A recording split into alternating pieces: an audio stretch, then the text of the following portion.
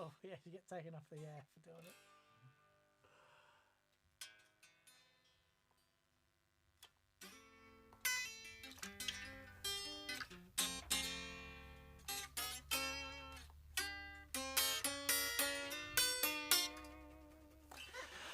Hey everyone, welcome to That Pedal Show. Viewers, comments and questions live. Dan here. Vic here, hello.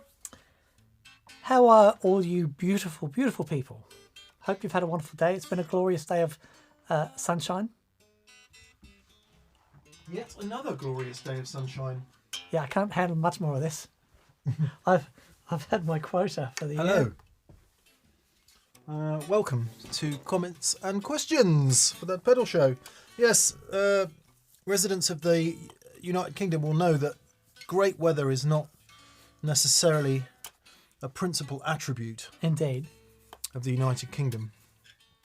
We've been having splendid weather. It has been rather glorious. It's been rather glorious, yes. So welcome everyone. Thanks for being on. Let's just check that we are indeed working. Darren Riley says, I hope you washed your hands, Mick.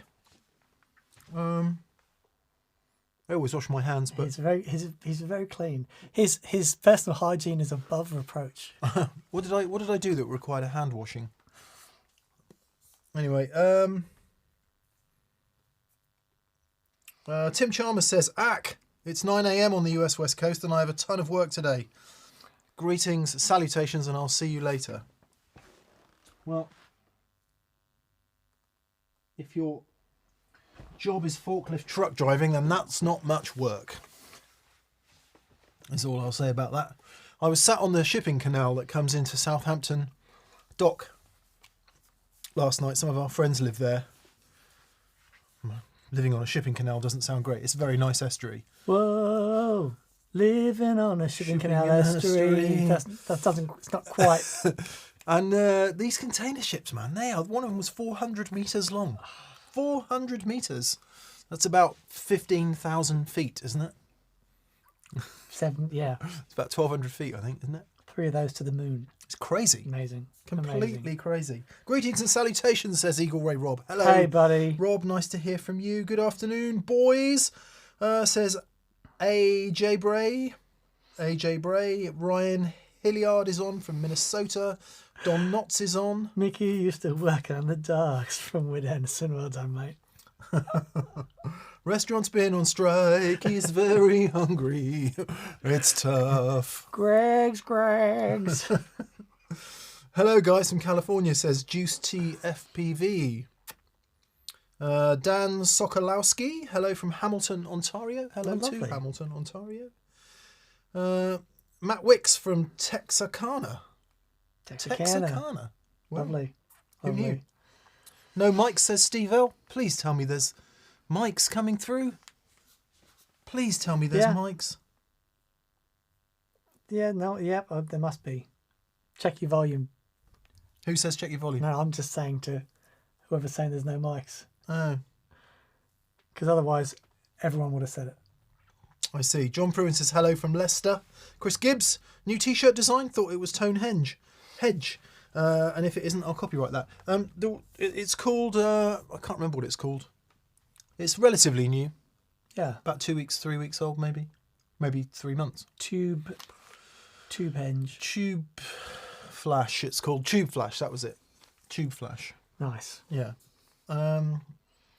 Yes, picky up a summer shirt. Why not? Yeah, definitely. We're well stocked and ready for sending. Yeah. So if you fancy yourself a nice garment. Yeah. Sun's out. Whatever these are out. Yeah. God, I've been very red. Been lobster-esque. Connor Larkin. Yep, we hear you. John Channing. Afternoon from a gloriously sunny London. Hi, John. London is so funny when the sun hits it. You have all of these seemingly normal people walking around in the shadows. The sun comes out, everyone's shirts off, and they just find a piece of green and just lie down on it. It really is remarkable.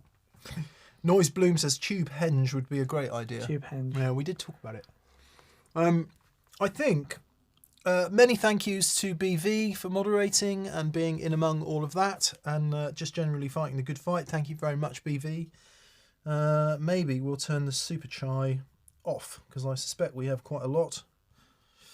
Let's double check on that. SAC4003, hello from California. I do Yeah. like California.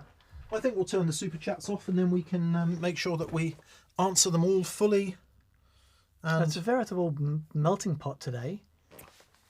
Greece, California, Dorset, Wisconsin, Bristol. Dorset. Dorset. My Dorset. Oh, Dorset, my Dorset. Nova Scotia. It's better when you don't force it.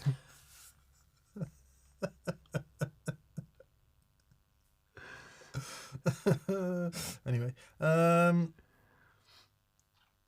are so many gags that would be unreasonable at that juncture. It's a corset in there somewhere, but I haven't quite worked it out. Yeah. Oh, Okay. Mr. Timothy Lurch. Good morning, guys. Toast Hi, and Tim. tea with Dan and Mick. How lovely. Nice. Oh, that sounds great. Toast and tea.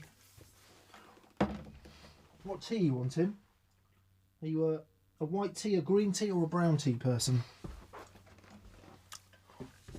Where's Lisboa?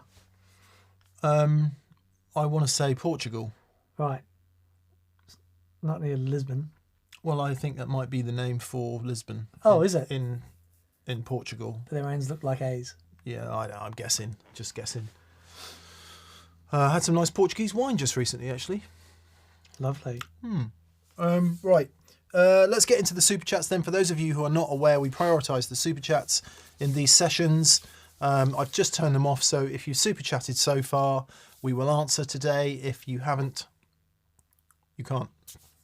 And we'll be in and out of the regular comments a little bit as well. So thank you for joining us. That's my super chat theme.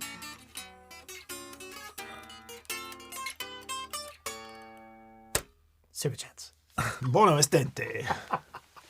Gritterore from El Presidente. I'm recounting the Fast Show from the 1990s. Very good. Scorchio! That's what it is today. Scorchio, scorchio, scorchio. Al interior, scorchio. Al exterior, scorchio. A la costa, scorchio. Actually, bless her, that was Carolina. What was her name? Carolina Hearn, was it? No, Caroline something. Anyway, she's no longer with us. Right. Yeah. Very sad. Very sad. Yeah, she was really funny. Mrs. Merton, she was. I think she's no longer with us. I could be confusing her with somebody who is else. Anyway, before I insult any more dead or not dead people, let's move along. Hello to Joe Halliday from Hello Sailor Effects. Yes, hey mate. Hi Joe, nice to hear from you. Hey Joe, where are you going with that ship in your hand? Going way out to Norway, Oh, okay. he says. Okay. I shot her. Well, hopefully not, but... What an inspirational episode, he says on Friday. Rabia is fantastic. I once met him at the Birmingham Guitar Show, but was completely starstruck and couldn't get my words out. Aw, Bless you. He's a very nice and approachable chap, is Rabia. he's so lovely. Yeah. Yeah, I think he's very appreciative and grateful for everything. And his success couldn't have happened to a more deserving, lovely chap. I rather hope he's at the bottom of a curve of a new success period. Yeah, Or at least on a plateau in his journey so far. yeah. Does feel like he's really spreading his wings and becoming his own man. Yeah. That's really lovely. It is lovely, and he's just a top dude. So thank you for everyone who watched on Friday, and hope you enjoyed that. And if you haven't, please do. What is interesting in the comments, one of the themes that was coming up in the comments over the weekend was, oh, I'm not normally a metal guy, but I actually quite like this. And it's a mistake to think of Rabia as a metal guy, isn't it? Yeah. I mean, it is part of his arsenal, but Yeah, but he's just so musical, and it's just like having a lick. He's got that there that he draws on if he needs it. But it's, that anyone that's remembers Rabia from the last show that we did with him before lockdown, and he did this his solo album No, it was a Tosca. Sorry, thing. Tosca album. He played Prayer-Monger, I think. Yeah. He finished his show off. And what was incredible about that is because he's such a producer, he played that whole thing live, and all of his sounds are like mic'd up with just, they didn't need to be touched. I didn't touch him. Didn't touch. Not a Just- single thing. Yeah, it was just adjusted for level here and there. yeah, it's just amazing. Yeah. Which, for those of you who aren't aware, is unusual. Normally, you would do a bit of work post on a performance, or you do a lot of work post on a performance just to get it all sat. Yeah. But It was just perfect. perfect. I remember Straight out the gate. I was yeah. stood there watching him, just in disbelief at how amazing it was. A little piece of housekeeping, 2 small pieces of housekeeping. Congratulations to Sean from Phoenix, Arizona. If any place is alright, just as long as I can forget I ever known her. I like that. Yeah. I was wondering if you're going to get Nona. Yeah, in Nona. there. Yeah. Actually, it reminds me of a rhyme from a Marcarelli song.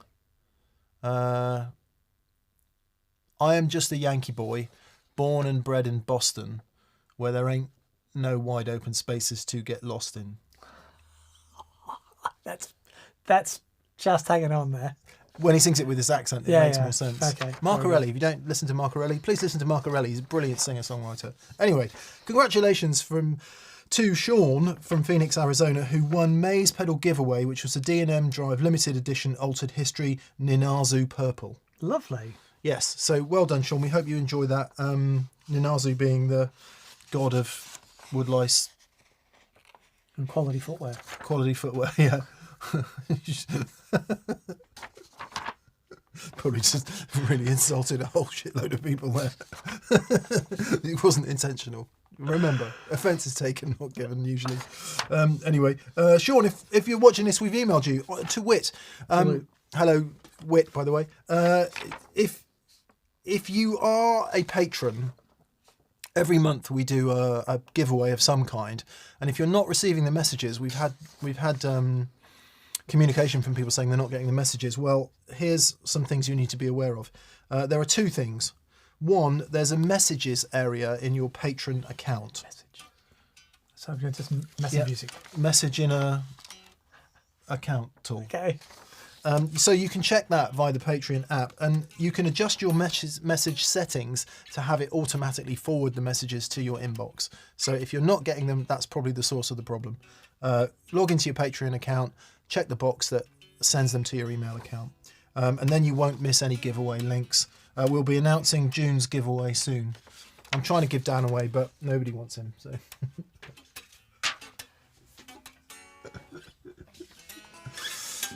Yes. Whit Anderson will be next on the Super Chats.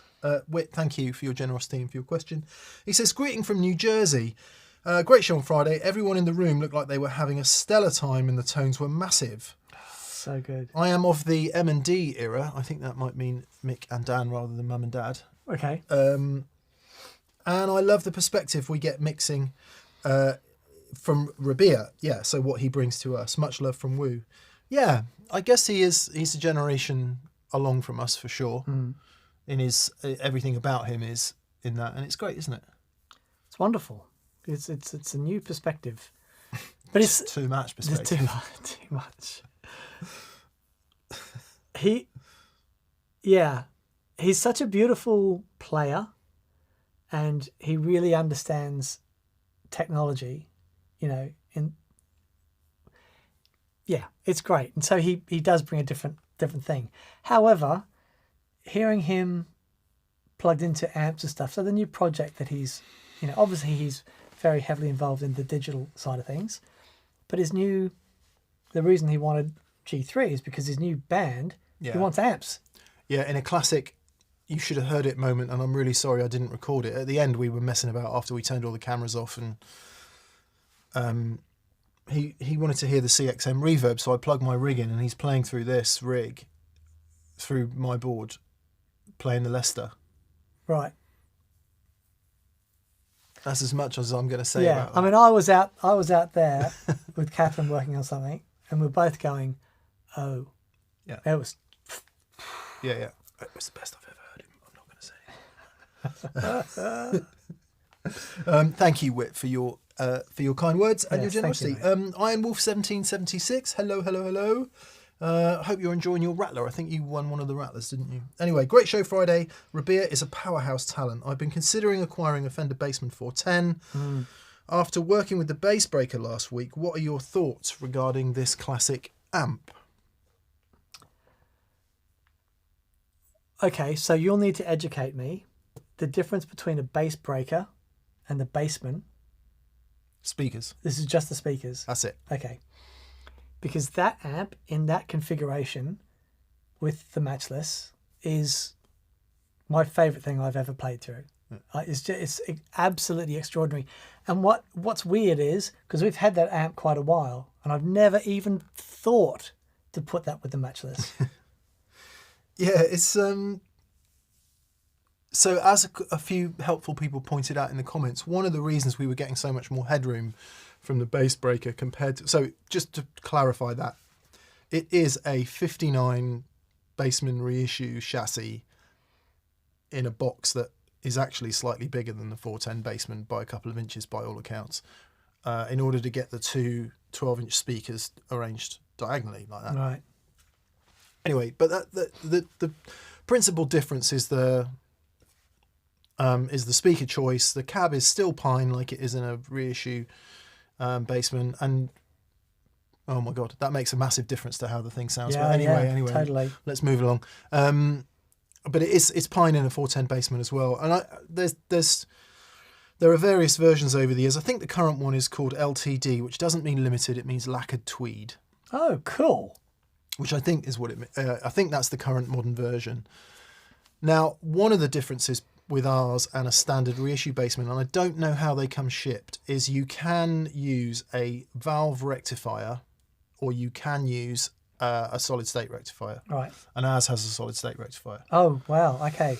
Which That does make a difference. I'm always going to prefer generally because I like the quick, Yeah. especially at 40 watts.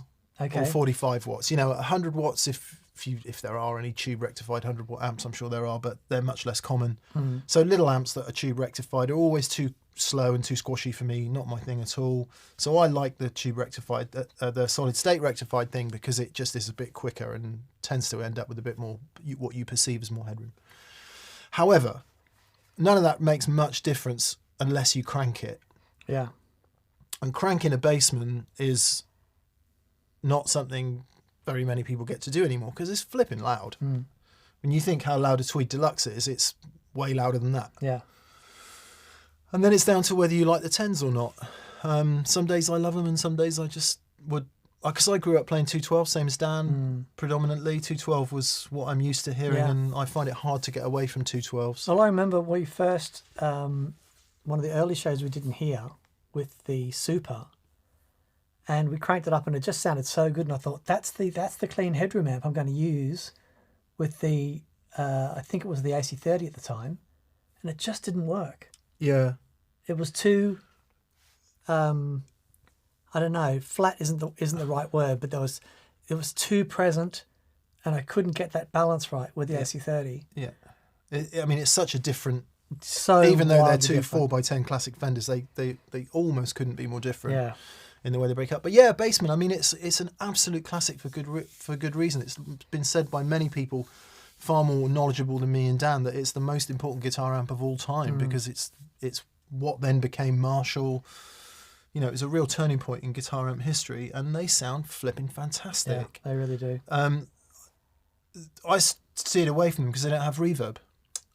Okay. But I love the sound of them. Yeah.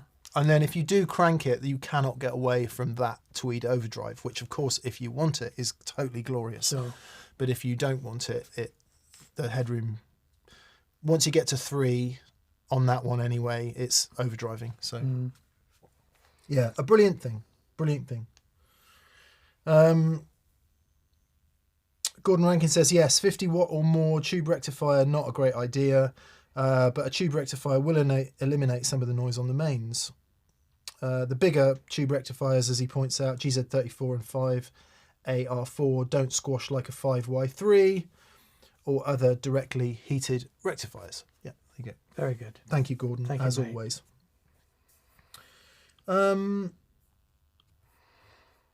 Chris Quinn was the Super 2 transient. Yeah, it was an amazing thing, but it was just so...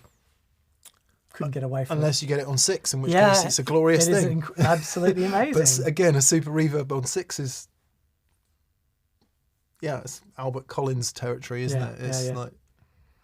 Although he probably cranked them up more than that. What was the amp that Derek Trucks was playing at the gig? It's 100 watt. He plays an Alessandro amp sometimes, and I don't know if that's the one he was playing, but he plays 100 watt Fender style head on a Bassman cabinet. Right.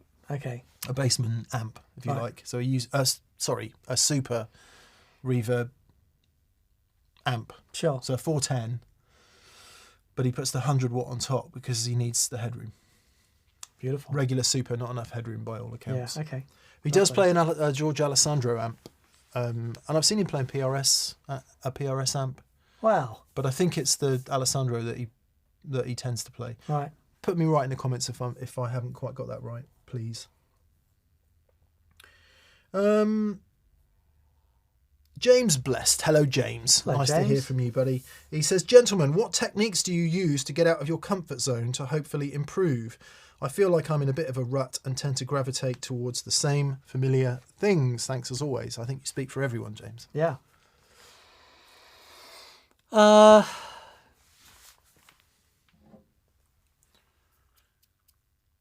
So there's the Tim Lurch video is a really wonderful thing for Please watch it.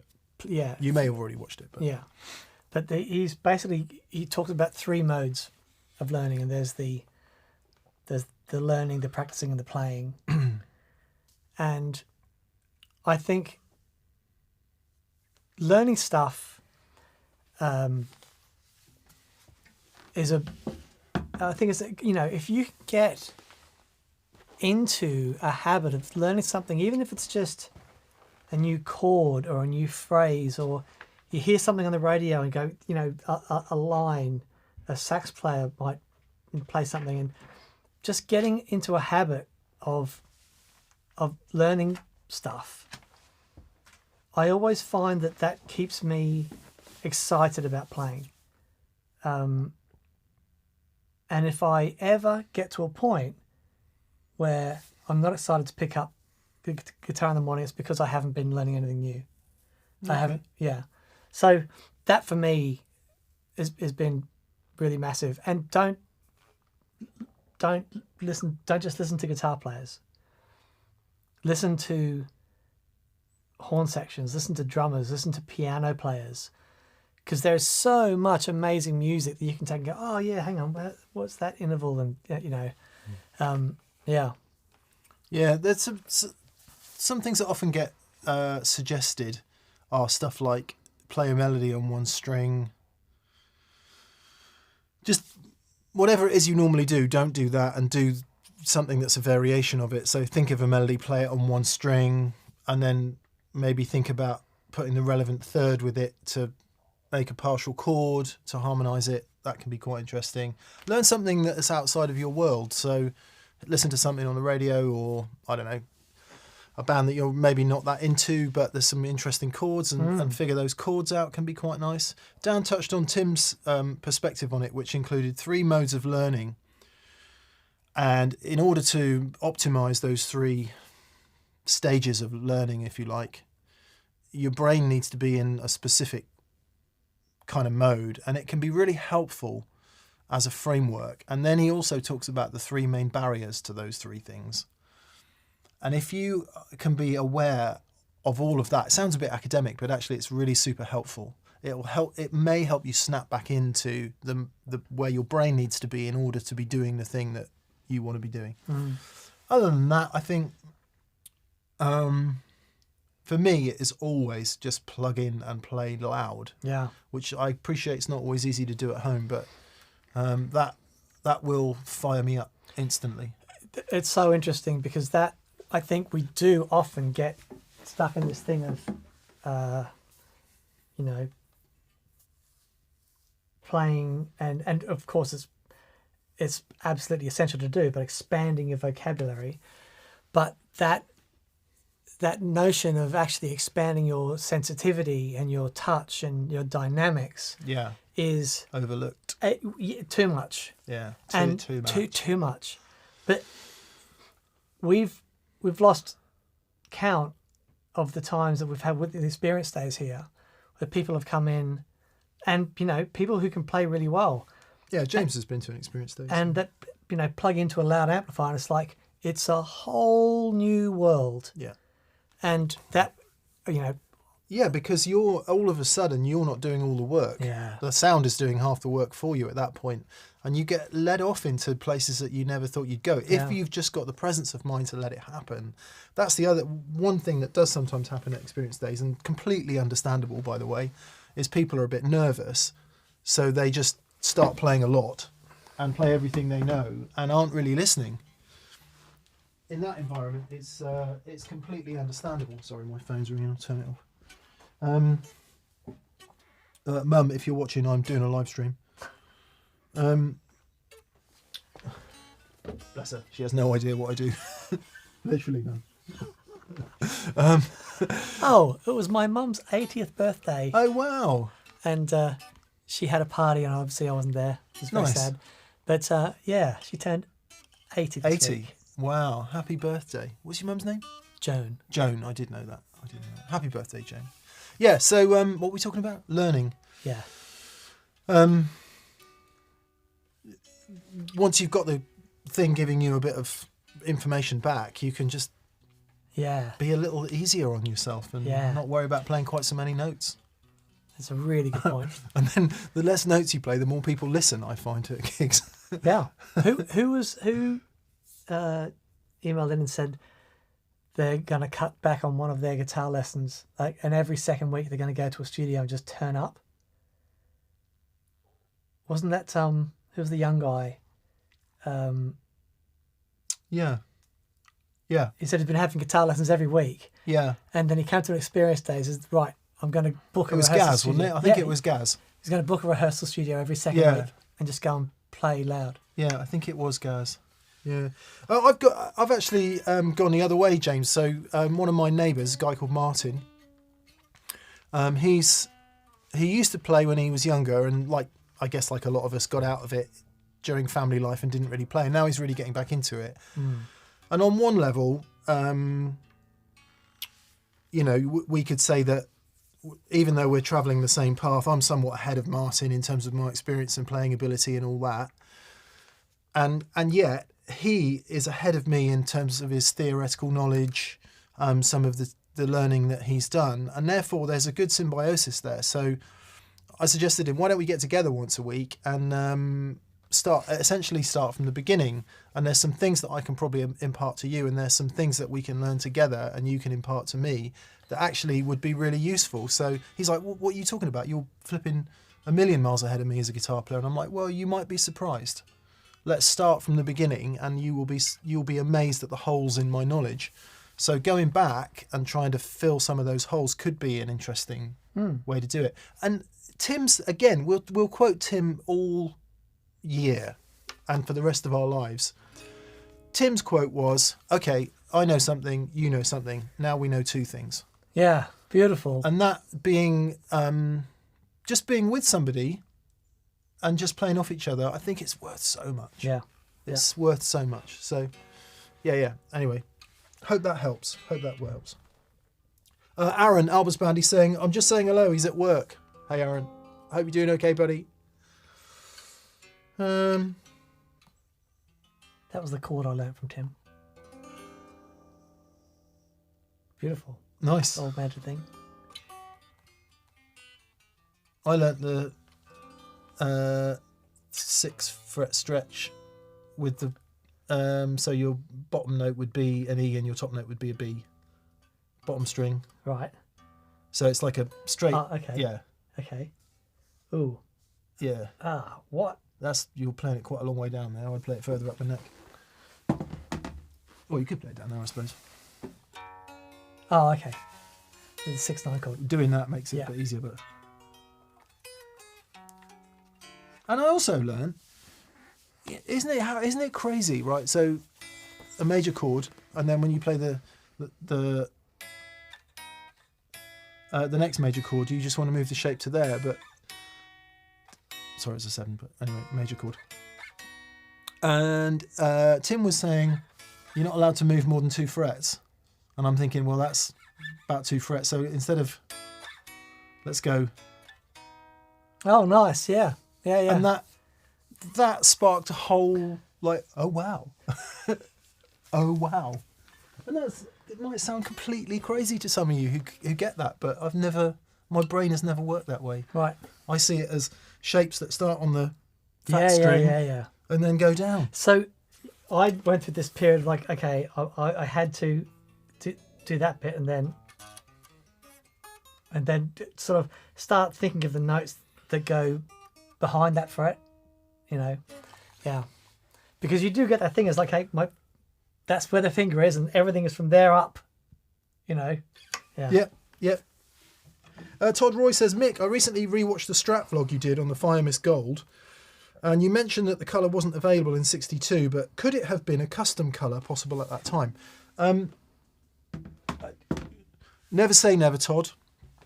What my research led me to understand was of the 2 classic Fender colours. Here's one I made earlier. So the 2 classic Fender Gold colours are Shoreline and Fire Mist, right? Aztec didn't come along till the 80s, just for reference. Oh, okay. So what can we see is wrong here, Daniel? That you have 2 Strats and I have none. This is Fire Mist, and this one is Shoreline. Shoreline wasn't around when this guitar was made because they didn't use it anymore. Oh, yeah, right. Fire Mist wasn't around when this guitar should have been made because they hadn't invented it yet. So they are DuPont colours for cars. Okay. And again, this is speculation, so put me right if I'm wrong. Fender changed in 64 from Shoreline to Fire Mist, and my assumption for that, and having read Tom Wheeler, may he rest in peace, Strat book, it would seem that DuPont didn't make that colour anymore for the car companies. So the new gold, or at least it wasn't as popular, the new gold was a bit cooler. Right. The new gold being Fire Mist, not Shoreline. It's a Stratichism anachronism. Because I don't know if it was maybe Buick. So Fire Mist was originally a Buick or a Chrysler colour, I can't remember which. And then Shoreline, because obviously there's 50s guitars in Shoreline Gold. And then 64, Fender changes the gold to Fire Mist. But this is a 62 replica Strat, so Fire Mist wouldn't have existed, as far as I understand it. Yes, very good. The 70 is Shoreline because it's been refinished, by the way. Yeah. I love that guitar. Yeah, it's a great guitar. Anyway, by all means, tell me I'm wrong in the comments. And Todd says, I'm curious because I have a Vintera Fire Mist Gold Road Worn and this stuff fascinates me. Yeah, it's great. There's some interesting info out there on Fender colours and all that, just to underline the fact they were car colours. Right. And that's why the guitar companies use them. Although, incidentally, the gold on a original Gibson Gold was never specified, I don't think. Oh, wow. So it changed quite a lot. Okay. I remember the conversation with Joey. Yeah. Anyway, blah, blah, blah. Good.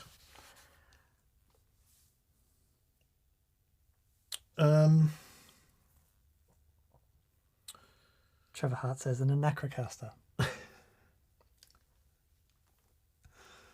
I'm not going to tell the story again. The Doncaster and the Tadcaster, the guitars that Leo invented when he was in the army over here.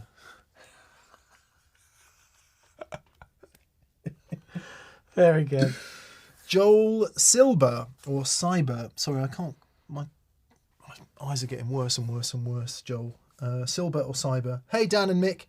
Oh, yeah, Joel, you messaged us via Patreon, I see. And thanks for it's your first super chat, I think.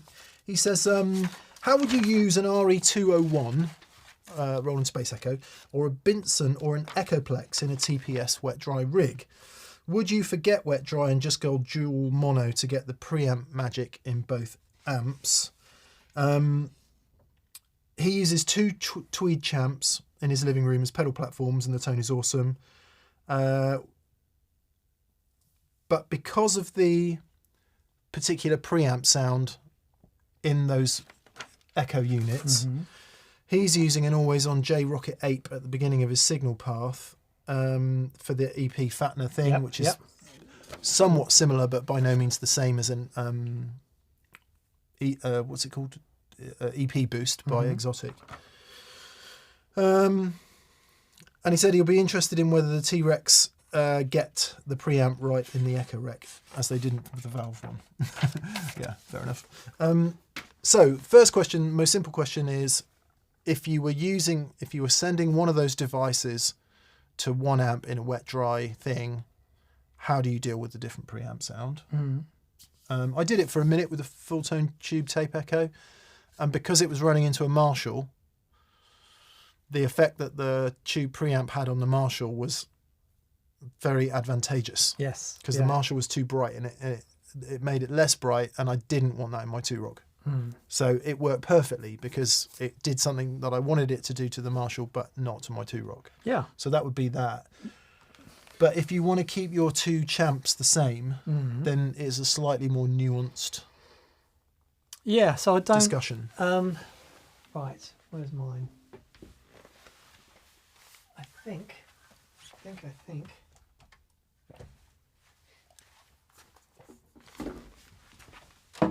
Let's see. And then it'll depend on the actual character of the thing. So, like a really nicely adjusted EP3, sure, it gives you that little boost, but it doesn't change it anywhere near as much as the full tone. Your Space Echo changes it quite a bit, doesn't it? Changes it quite a bit, yeah. So there was a few different preamps that the Space Echo had, just small changes, but as the years went along, and that's my favourite one. But I used that in a wet dry rig when we were doing TPS band, and it would just go to one amplifier, and I would have a volume pedal between the send to the input and then output straight to the amp, so I could vary the level of delay to the signal to the delay that would end up in the amp. And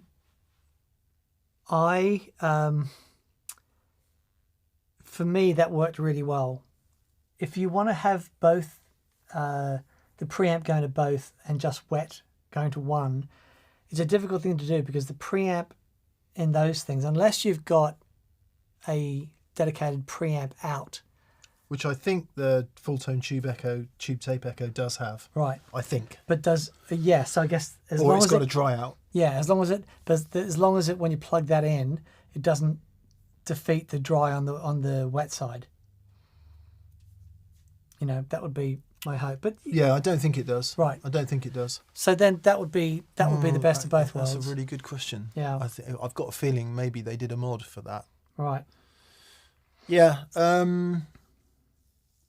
Or don't worry, just enjoy the slight difference. Because remember, wet dry isn't stereo. We keep saying this every week.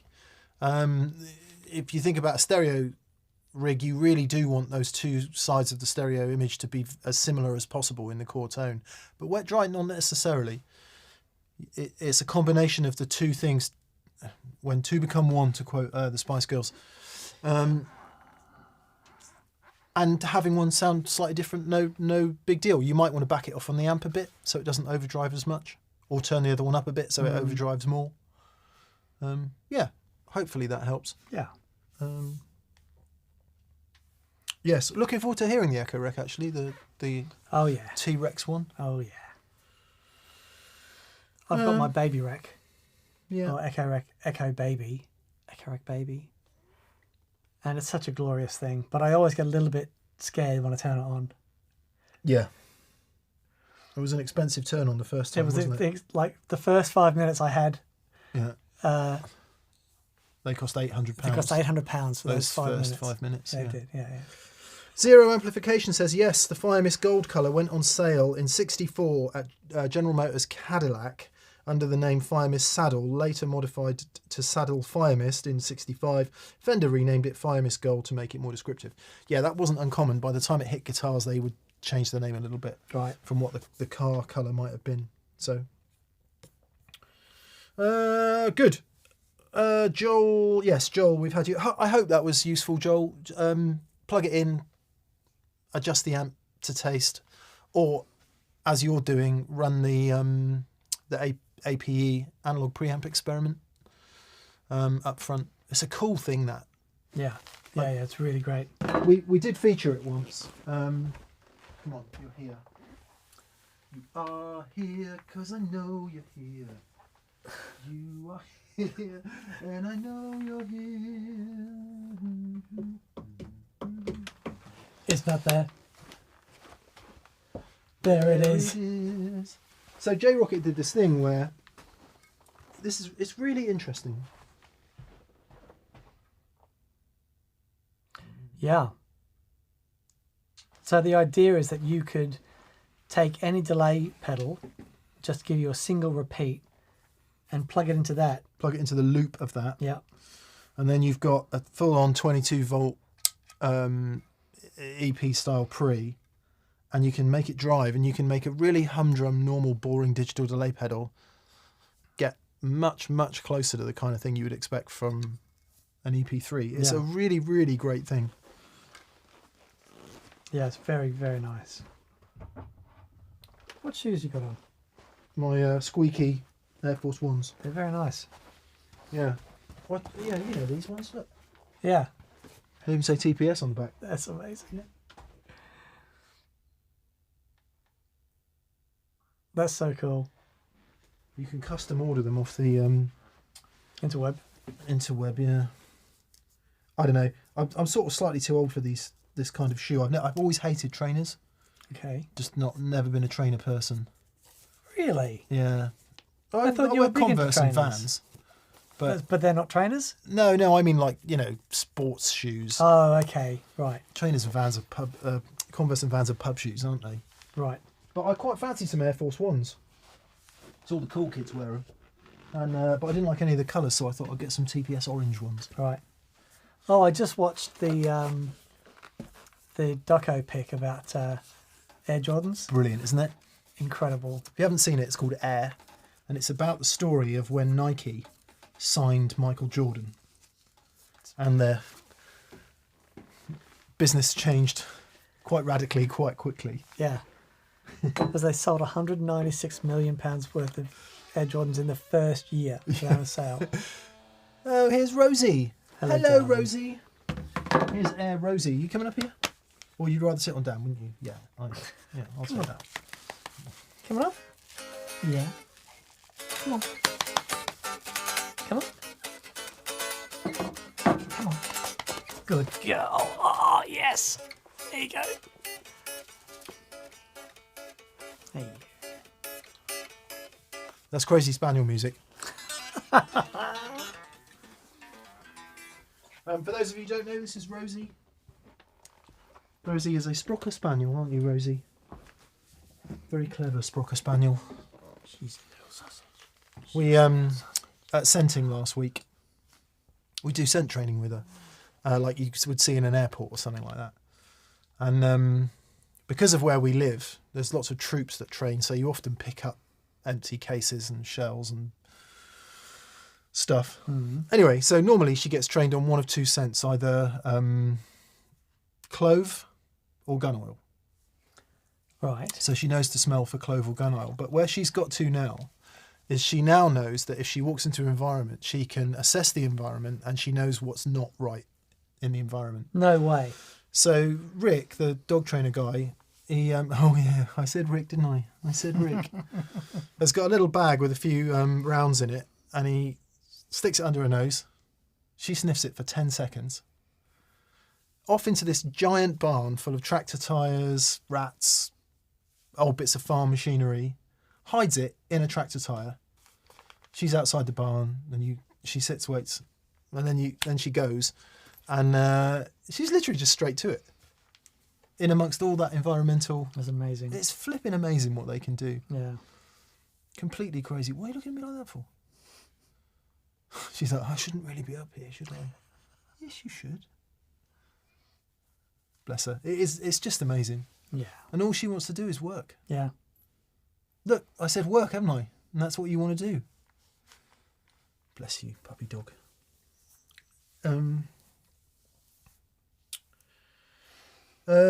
Yes, right. Sorry, we're getting off the beaten track here. It's called a tangent, Rosie. Yeah. Tangent. Can you say tangent? Nigel, thank you. Thank you, Nigel. Nigel says Rosie's lovely. Yeah, you are lovely, Rosie. She's the most beautiful dog. She's picking up lots of sap and things from the bushes and trees at the moment, so she's a bit of a state, but there we are. Big yawn. Jason Thompson. Hello, Jason. He says, leg ends, I finally made it to Shangri-La. I'm in the middle of designing a Shangri-La t-shirt, okay, so there will be one soon. It may have a flamingo on it. Says, wet, dry, wet. With a Lightning, a V40 and a Princeton. Lightning, I guess, being a matchless Lightning, is it? Yeah. 48 years old. I wish I could go back in time and take TPS with me. Hope the young ones know what they have in you guys. Oh, says bless Jason. you. Thank you, Jason. That's very kind of you. Yeah, that must sound flipping great. Eric Zenhausen. Eric Zenhausen says, cheers. Tim Lurch seemed to be using a relatively thick pick. I've always associated chunky picks with heavy music. Can you touch on the strengths and weaknesses of thin versus thick picks and your preference? Why would you use a 4mm pick? I wouldn't use a 4mm pick.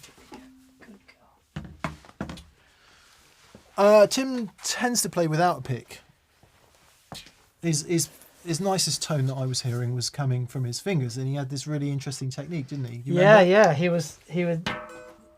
would use the middle finger,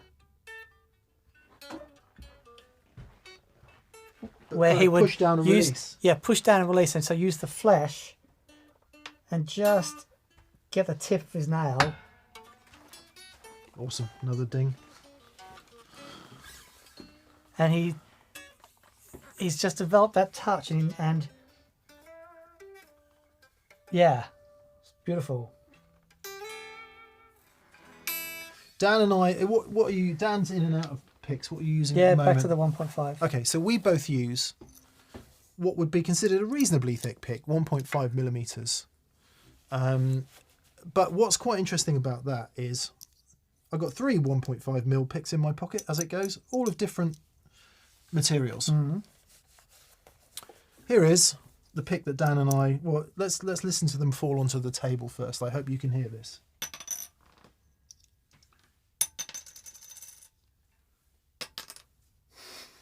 So if you could hear that, what you will have heard is that 2 sound quite the same and 1 is much, much duller. So I've got this.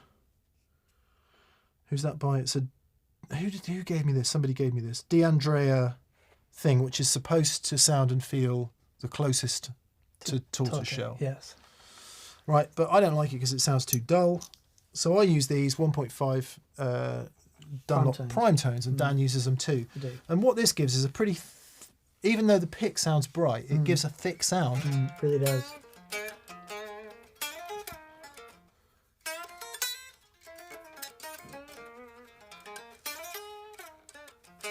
And if I have any give in the pick at all, I can't use it. Right. Because my style doesn't allow that. Compare that with this pick.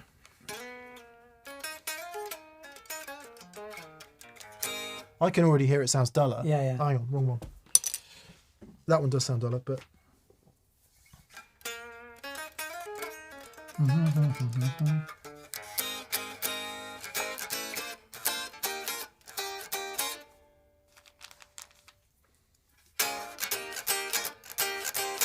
It's much brighter, and when you get that up to 100 watts, it makes a massive difference. However, I use this pick on my acoustic. No way. Because it just sounds a bit rounder. Wow. And yet, there's plenty of really, really fantastically fabulous, brilliant guitar players out there who use .88s Yeah. like a thin pick. Like Paul Gilbert uses a thin pick, I think, Wow. which you'd never think. So, yeah, I like these. A slight anomaly is a felt pick. I don't know if you've ever seen a felt pick. No. It's what the gypsy jazz players use. No. I don't know if they use these particular types, but Oh, that grabs the string. I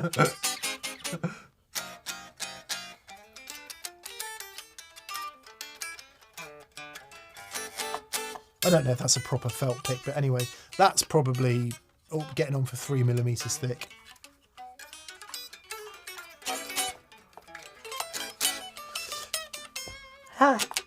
That's the weirdest thing I've ever played. But not if you're going, not if you've got the hook grip and you're going, you know, like they play. Yeah. Yeah, wow, no, that's So I would say it's the same as strings, really. It's like there's not necessarily thick strings don't sound better, thin strings don't sound better, thick picks don't sound better, thin picks don't sound better. The ones that sound better are the ones that enable you to play in the freest manner.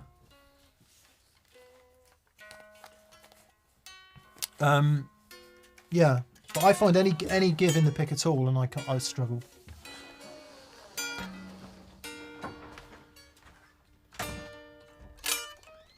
It's just, I suppose the best pick is the one you forget you're using, isn't it, Dan? yeah, I would never forget I was using that. Yeah. It grabs. Yeah, but think about the strings on a Macaferri Oh, okay. Yeah, and the style of playing. And I don't know if that's the same kind of felt pick that they use, but that's amazing. I've never. give it here. I have never heard of a felt pick. Dog will eat it. There you go. So yeah.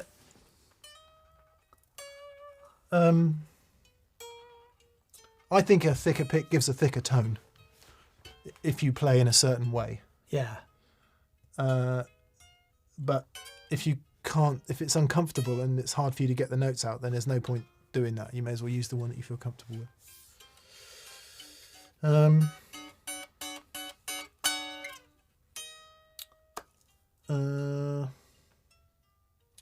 Todd Roy says, I always use the Jimmy Dunlop red hard gel picks. They feel great.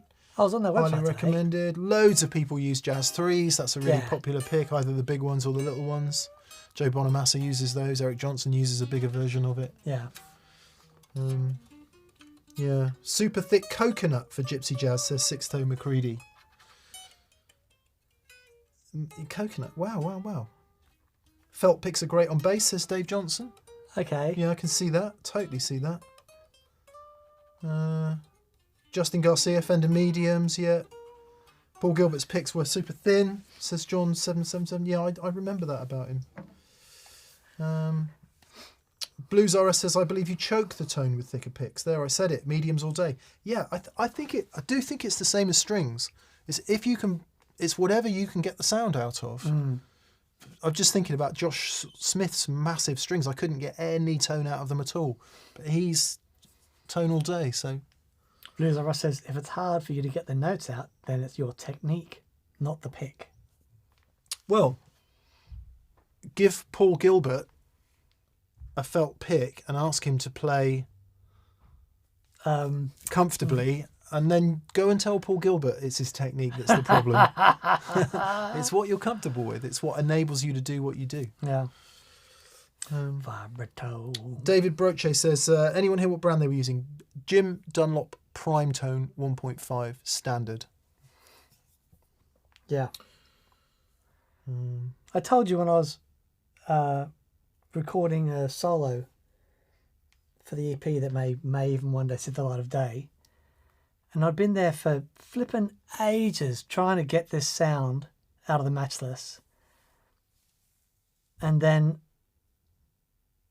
this was Matchless in the control in my room, going into the ISO cab in the other room, being mic'd up, coming back out of the monitor. So I'm hearing it mic'd up in the monitors. Wasn't even in the same room as the speaker. and I've been trying for ages, and I'd used a bunch of different picks, and I had the prime tone there, which I'd stopped using for a while. I just picked it up and went, and it was it. It was all of the attack I was after just came out of the speakers. It was amazing. It's funny how that works, isn't it? But it's definitely a thing. It's definitely a, you know, if you think about how important the nut is and the frets are and the bridge and the, you know, the pick is all that. You know, it's that thing that contacts the strings. It really is really important. Yeah, it's worth spending time with to get the right one. Somebody said in the chat, and apologies for me not getting your name, but basically saying makes much more difference than what wood your guitar is made out of. I'm tempted to agree.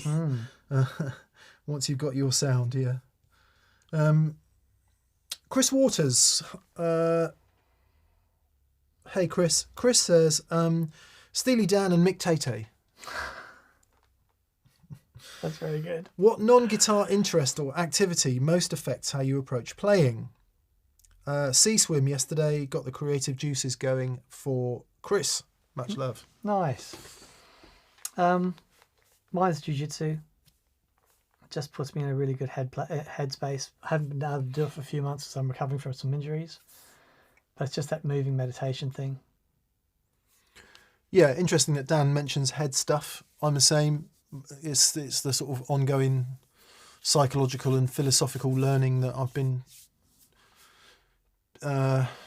following for, I don't know, about 5 years now, I guess. And I think that's the point, whether you get it via skydiving, jiu-jitsu or meditation or going to the park with your kids or however you achieve a more calm and peaceful mental state, that does more for your creativity than anything, because creativity can't happen when you're thinking. It's impossible. So if you're thinking, creativity can't happen. There's no room for it. You have to be free in your mind to be creative. And being free in your mind takes a little bit of practice. And it takes a little bit of discipline. So for me, it's a philosophical approach to what my brain is doing. Yeah. And not, you know, without whatever, that has a profound effect on every single part of my life, not just playing the guitar. So yeah. But other activities, gardening does the same thing. You're a lawnmower man now. I am. It's currently having a new tubes and rebias. Yeah. Mick sent me this picture on the weekend, and it's like you could see this old thing with the big roller stuff on. It's like it's 2018. Man. Is that all? Yeah. Oh, okay. I thought you'd gone down to Antiques Roadshow. No. Bit of fiver. You know that 1,800 quid new. That's unbelievable. Yeah, I got it on Gumtree for much less than that.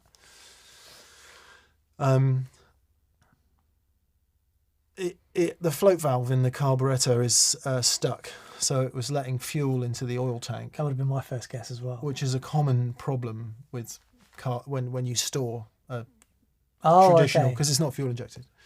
So it's with Mr. Lawnmower now, who's fixing it up good and proper. Very good. I'm really pleased with it. Some of you may have seen it on Instagram. It's an Atco 20-inch cylinder mower. In the USA, you call them real mowers, I think. Oh, mate, that's amazing. It's brilliant. It's a piece of... I mean, I said in the flipping Instagram post, it is the Fender Bassman of lawnmowers. Of lawnmowers. Yeah. Great. Anyway, how do we get onto that? So, yeah, gardening. Just pottering around in the garden. Anything that puts your mind in a free and peaceful state, I think is that. And your sea swim is a perfect example of that. Yeah.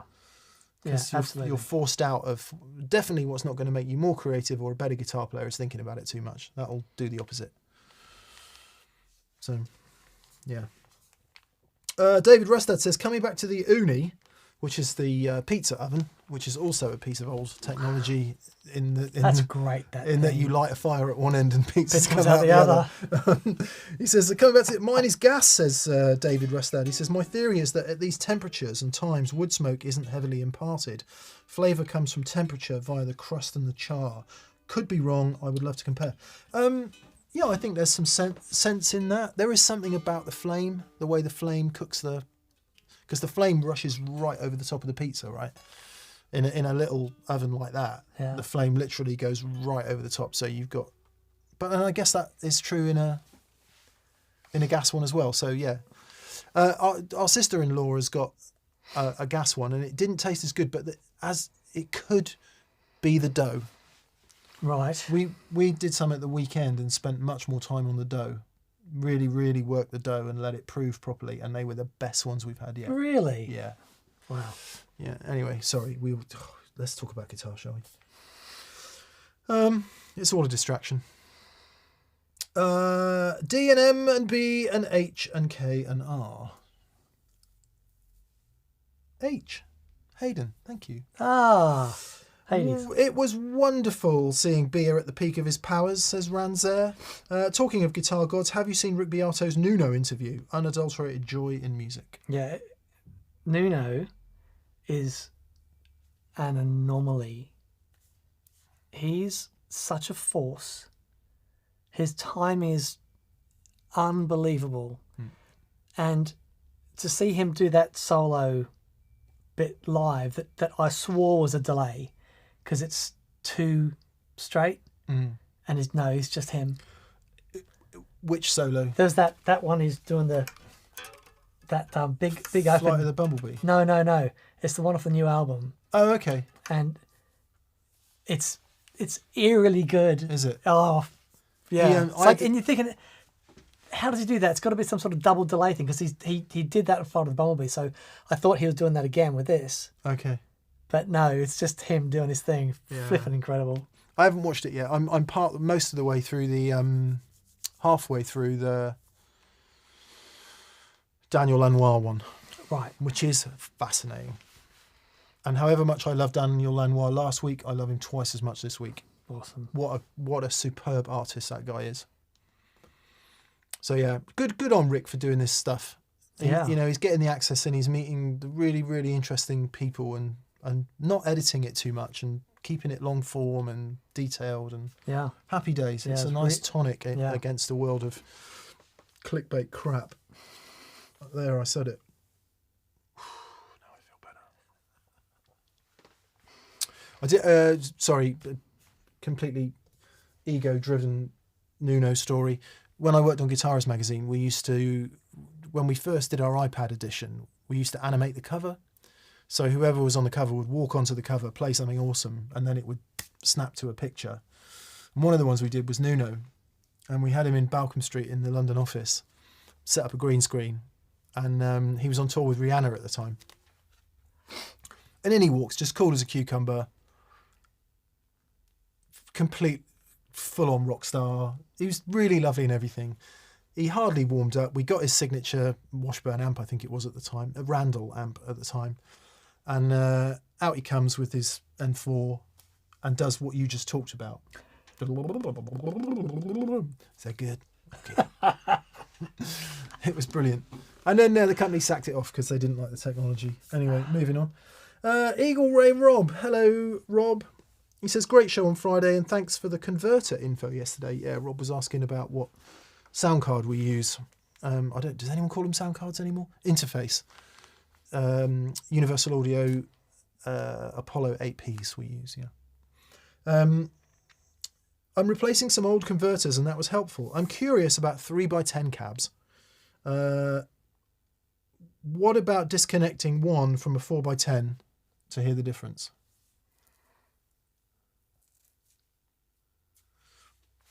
So yeah, you can do that, but just replace it with a nice big fat wire round resistor. Yeah. That's all I do.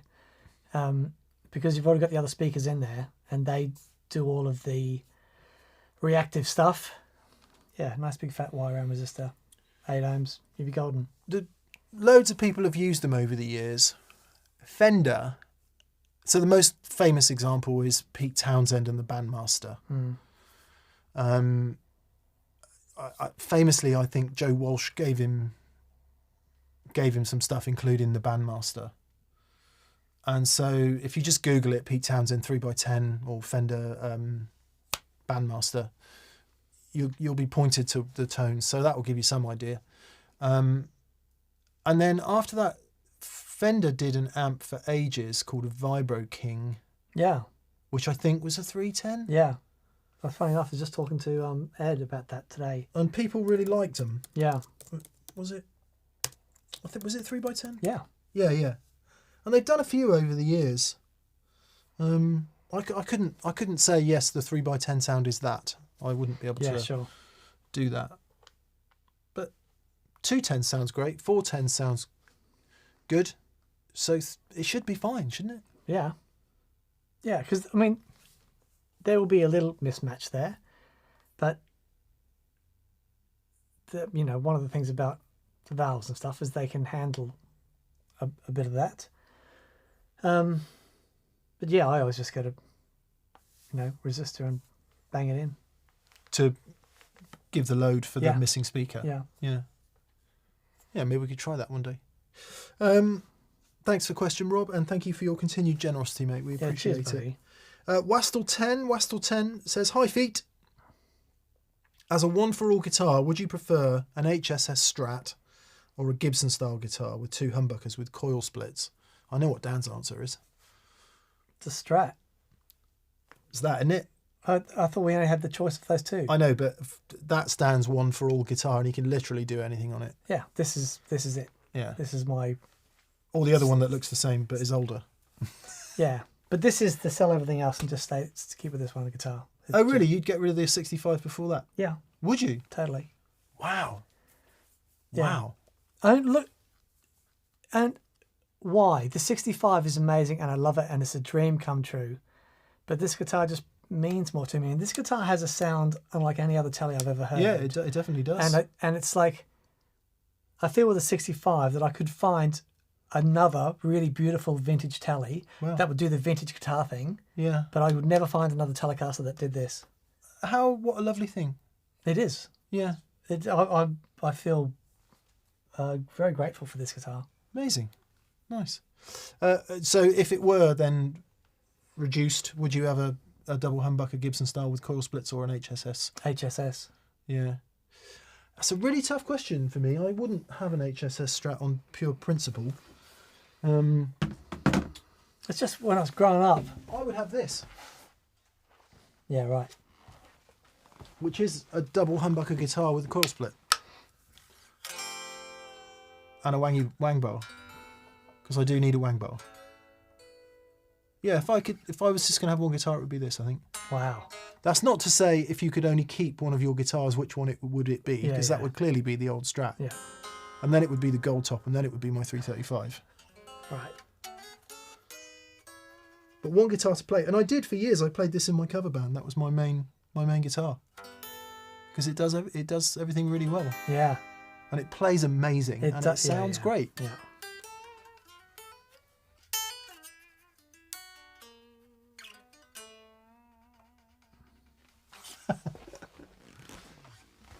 Yeah, it's a PRS DGT, in case that wasn't obvious.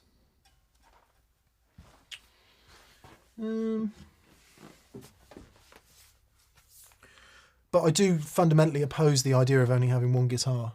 Oh, yeah. I would march for that.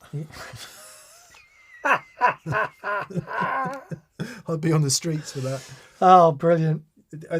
Sorry, it's an old... Probably said it loads of times before, but where Line 6 went totally wrong with the Variacs is they put whatever it was, 10 sounds in one guitar. You one sound in 10 guitars.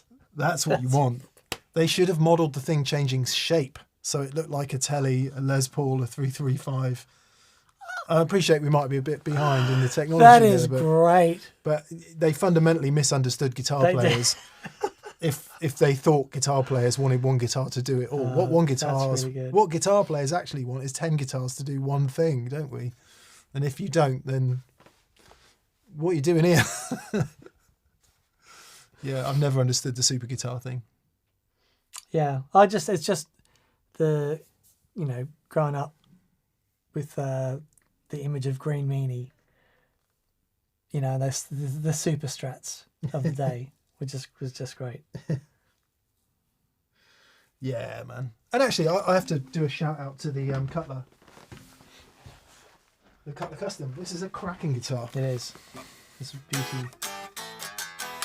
And completely wrongly, whenever we get it out, we only play rock on it, but it's fabulous for other things. Happy Hockey says, Mick, what would your sign say in that protest march? I don't know, something like equal rights for all guitars. Why have one when you can have 10?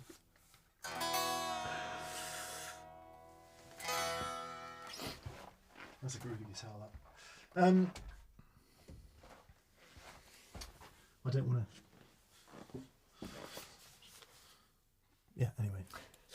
Chris Quinn says, Mick, can sentimentality be a possible form of attachment? Riddle me that. Chris Quinn, sentimentality is only attachment. That's all it is. Yeah, it's no good to you. It's no good to anybody. It's psychological time. You mustn't have it. Well, you can do what you want, but I don't think Dan's talking about... I don't think he's sentimental about this guitar. He's saying it's the best flipping guitar he's got. Yeah. There's nothing... I mean, sure, he's attached to it, but I was attached to Blue, but then I got a better guitar and I'm no longer attached to Blue. I have nothing sentimental about that guitar because it's not as good as those three there. Yeah. So I don't have sentimentality in that respect. But yeah. I don't think you're sentimental about that guitar. I think it's just the best. Yeah, just whenever I pick this, whenever I pick this, it sounds great and it does the job you want it to do. Absolutely. You know, and I'm not to say I don't love my guitars, and it would be, you know, the 65 is a dream, and I love it. Yeah. But I just, whenever I plug this thing in, stuff happens, and I just, you know, it's been with me such a long time, and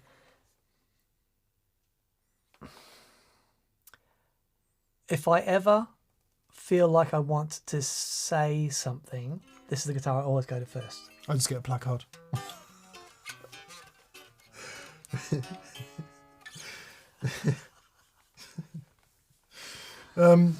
Digital Gravestone says, Dan, love the hat. Oh, thank you very much. This is available at thatpedalshowstore.com. Check it out. Interchangeable front patch. You can have a diagram of a pedal board, or you can have that pedal show. Yeah, thatpedalshowstore.com for all your hats and t-shirts, onions and garlic. Yeah, digital gravestone. Now that's a good idea. Because you could change your epitaph, couldn't you? Yeah. Have the scrolling. Have the one that says, I told you I was sick. Spike Milligan. That's a Here Lies Mick. It gets me every time. Here Lies Mick again. Here lies Mick again. What year is Dan's Red Telly? Says Jamie. So it's a custom shop from 2002. 2002. So it was when they first did the... Right, this was called the Closet Classic when it came out. Yeah, they were doing that before that, I think. But right. Yeah. But then, because they stopped doing that. So when I bought it, it looked like a brand new guitar. So all that wear is real. Closet Classic was the idea. You'd bought it new in this case, 63. Hardly played it, and it had stayed in the closet for all that time. That was the sell. Yeah.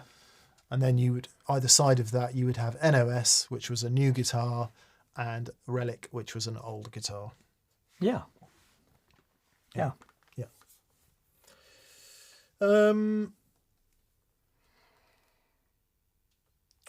Scent of a Wheelchair Pillow says... Don't laugh. Don't laugh. Has your gig frequency recovered now the pandemic is over? Have you gotten back to normal? Do you have a sense of how things are overall? Mine hasn't. No, mine hasn't for other reasons. Things are full on at work and things are full on at home, and I know it would be wonderful to go and do some gigs. I'd love to. And if we could just grab a drummer and a bass player and go down the pub and do it, I'd be there. Like, you know, absolutely. Can't really do that. Well, we could, but there aren't any pubs anymore, well, yeah. which sort of speaks to your question a little bit. So what we can do is go and organise gigs and tell people where they are and have people come down, and that is absolutely brilliant fun. But there's a whole other... It's a machine. Exactly. There's a machine that has to happen for that to happen. It's funny. I can remember being a younger man. I remember being in bands where someone else did all the work, and all I did was turn up and play the guitar. Yeah. And I hated it because I didn't really... I don't know. I was just an idiot. And now I would love that situation where somebody else books the gigs, does all that, and all I've got to do is drive there, help set up and play and go home again. So yeah, you can come up with a million reasons why you're not playing, and I think we often jump to practical ones, not enough time, things get in the way, all of that. In my case, it's none of that. It's just, I can't find the motivation to get off my arse and do it, which is really weird. It's definitely changed post-COVID. It started changing before COVID for me. Yeah. I'm not saying it was because of COVID, but coming out of that, the impetus is different. Like, so the gigs we did with Andy and with Joey and stuff, the motivation is different. Yeah. Because we get to hang out with, our mates at the same time as just make flipping loud noises and play great music. And that is too much fun. But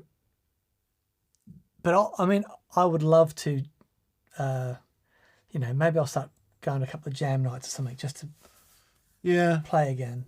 Yeah, I did. I guested with Ainsley Lister on a couple of his gigs whenever that was, ages ago, and that was brilliant. It was just awesome fun, but it's not quite the same as having your own band and doing all of that. I keep thinking about it. I keep thinking, right, let's just do it. JFDI, just do it. And then, I don't know, then I've got to mow the lawn or take the dog for a walk. Yeah. We will get back to it, because when we were doing the TPS band semi-regularly, and it got to a point where, everyone was firing, it was just brilliant fun. It's been a good excuse to have someone to guest with us. So we'll find a way to do it again. Yeah. I've got to get the matchless and the bass breaker out. Got to do it. I've got to do it. It's got to be done. That's motivation enough right there. Yeah. So I think to answer your question, which is how are things overall, there's people in the comments saying, yeah, there's plenty of gigs around, and there's people saying, yeah, there aren't any gigs around. So I guess it depends where you are. Yeah. It depends where you are, and the volume thing is it's heartbreaking.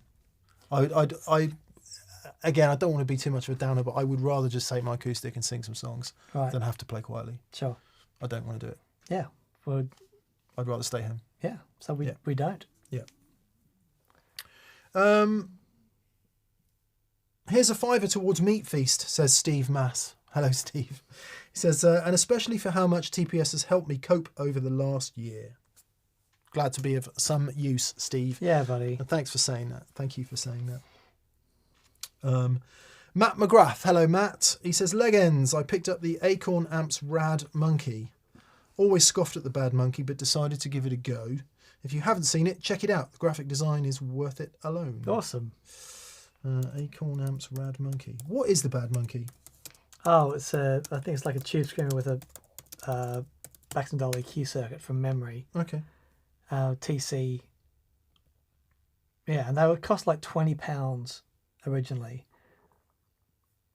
And they're really good. Oh yeah, it does look cool. Looks really cool.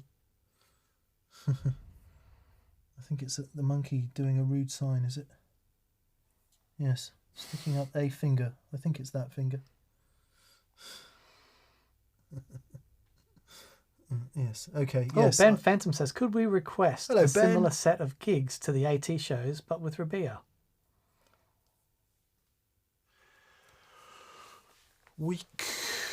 It would be harder work with Rabea because we're so much further apart stylistically. But that would be good. It would be great. I mean, we're quite far apart stylistically from Andy, and that worked. yeah. Yeah, I mean, if he'd be up for it, we'd be up for it. There's probably no shortage of people who would be up for it. When we mention it to Catherine, steam comes out the ears. She goes a sort of slightly lighter shade of puce and starts swearing. Lighter shade of puce. With the sentiment, if you guys could just get your act together, then this would be much easier. Yeah. Yeah. That's a nice idea. Yeah. That's a nice idea.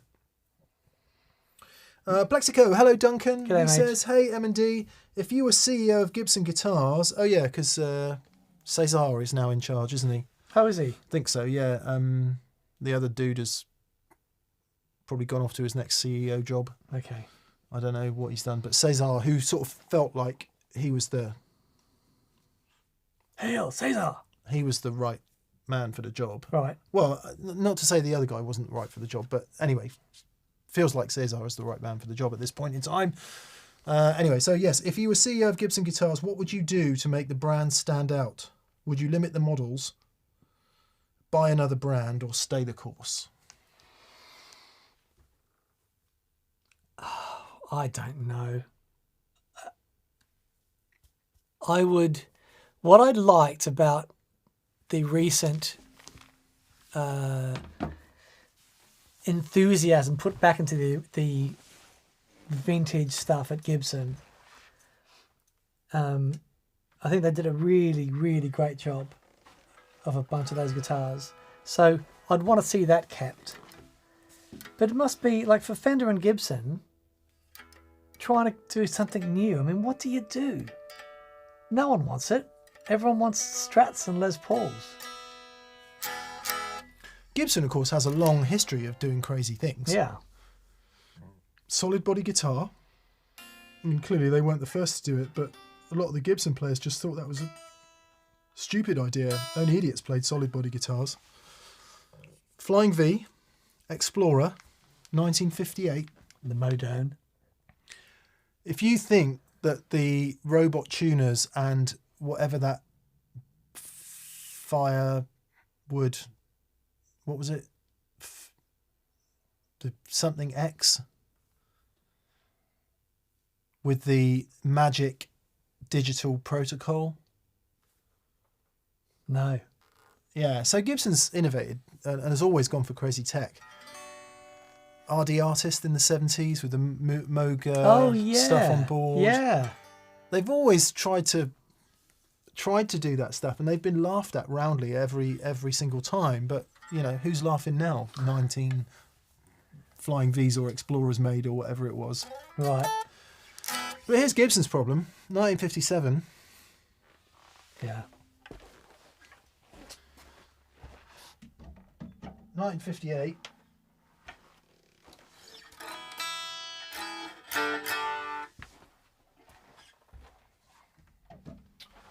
(1958).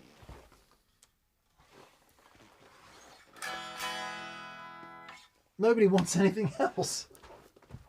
Yeah. Maybe they do, but they're going to buy a PRS or they're going to buy Exactly. let's go back in time. They're going to buy Novo a Washburn or a Parker yeah.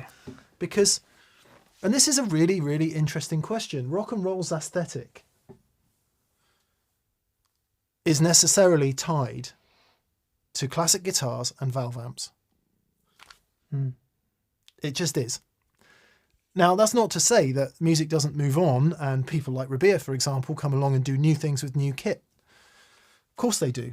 But that's not what most people with money are buying. Most people with money are buying the dream of their childhood. Yeah. Yeah, totally. So they will spend $8,000 on a Murphy Lab or 10 grand or 20 grand or 6 grand or 5 grand. But anyone who's got 1 or 2 or 3 grand, I think, and certainly 800 quid, which is the bulk of the market, Yeah. that is a much more difficult. And because Gibson's got investors, Yeah, right. they have to sell guitars to those people. Yeah, sure. Yeah.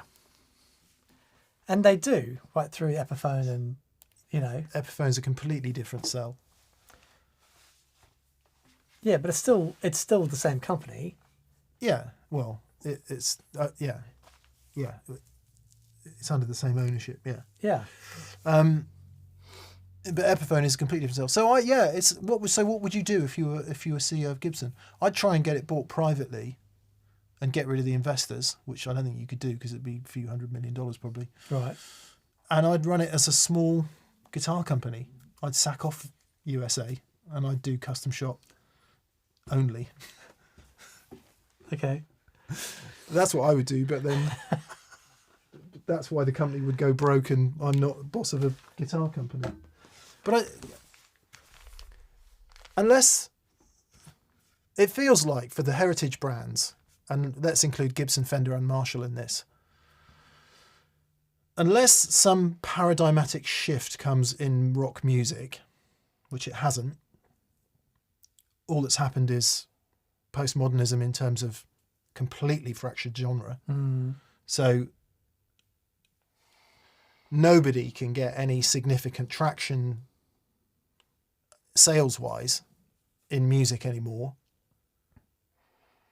The only people that can are Taylor Swift, Jay-Z, and all the people I don't know because I don't listen to the radio anymore.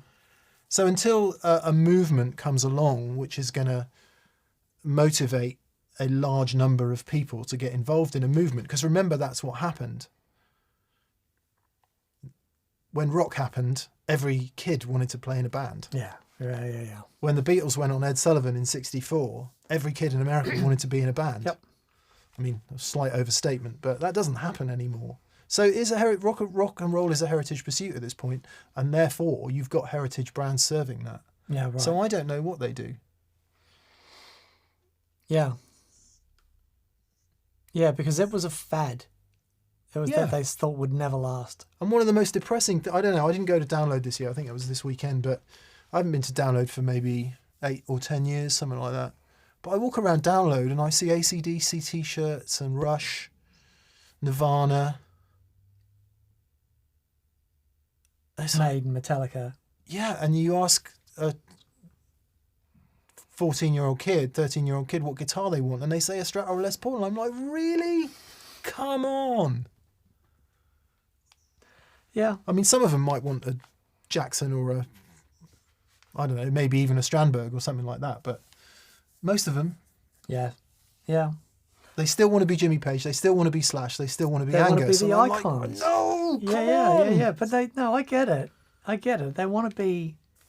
It's the icons that made so many of us want to play guitar, and that aesthetic is so powerful. Well, it is rock and roll. It's absolutely. Without that, it's not rock and roll anymore. It's something new. Yeah. And to come around, that something new hasn't had big enough traction in any sort of popular culture in order to be a thing that anyone wants to strive for. Yeah. Outside of special interest groups, which is totally cool. Get that. Yep. But I don't know. Kids don't walk around school anymore with AC/DC patches, and I'm not saying that's a bad thing. I'm just saying it is a thing. Yeah. I don't know. Maybe I'll counter that by saying I don't hang around any young people, so I might be a bit out of date on that. But I do meet way too many young people who like their dad's music. Well, and I find that depressing. Yeah, but see, like Liv, my daughter, so she's in a band, and they play the Smiths and the Lars, and this is, I mean, I've never owned a Smiths album in my life, and this is stuff that she's discovered all on her own. Yeah. And I mean, she's got she's a great singer. She plays great guitar, and it's not, and she listens to lots of music, and lots of new music, but she keeps coming back to, there's a sound that a lot of these albums have that is very pleasing, that is very different to what's being produced today. I've already started, don't wind me up anymore. But she gets lost in that stuff, and so much music that she listens to, I've never listened to, but it is from 60s, 70s. Could be. Is it about melodies, Dan? Is it about songs? Talking about songs and melodies, it's finally going to happen this Friday. Yes, it is finally going to happen this Friday. Just before I scroll past it, somebody is saying, oh yeah, Midwest Mew says, I miss seeing that aged Pelham SG. It's gone. It is no more. It has gone back to Gibson. Right. So slightly sad face. Yeah. Slightly sad face. They didn't just say, oh, go on then. No, that was never going to happen. Right. I wouldn't have said yes anyway, but yeah, it's gone. It's gone. The SG's gone. It would be good to have a humbucker SG, but yeah, I haven't quite. I don't feel ready to commit. Sure. We're still just be friends. dating. Yeah. Casually. Every now and again.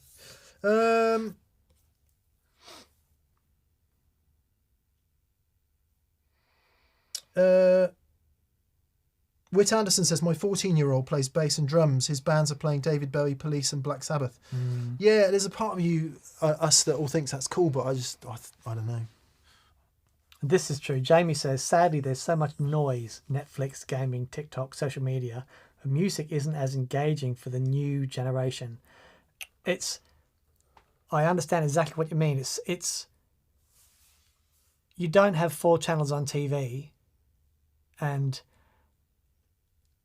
Blockbuster down the road. Going out, getting people to be motivated to go out is so much harder now. But I mean, whenever I go to see bands and stuff, they're all still, people still love to go and see them.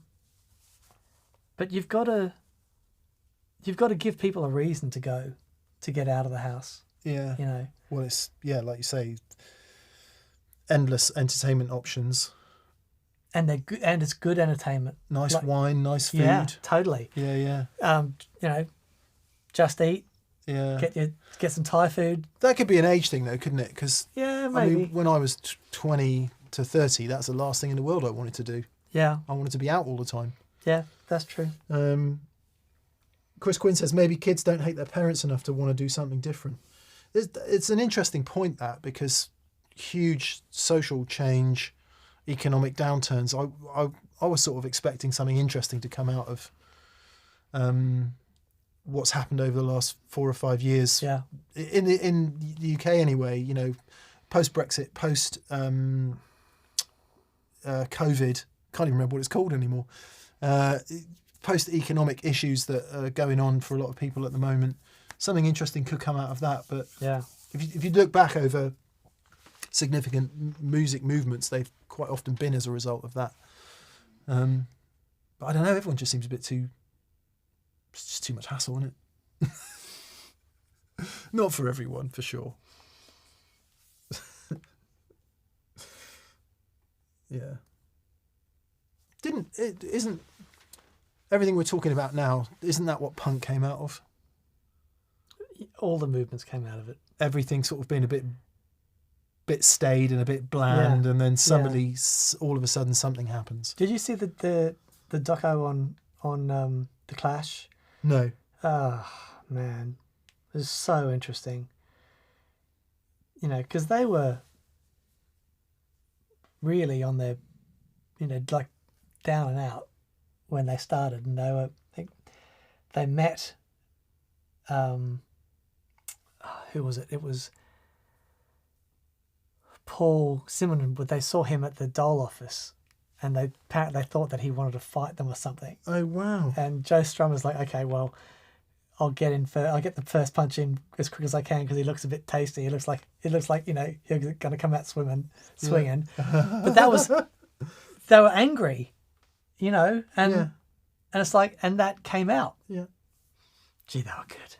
They were so good. Yeah, you know how there's some certain amazingly brilliant classic bands down the years. They were never one that chimed with me. Right. Yeah. I thought they had some great songs. Yeah.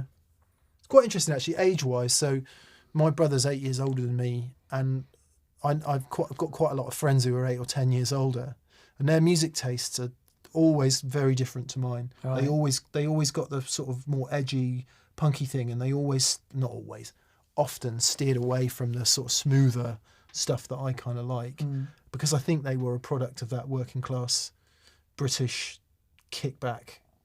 Okay.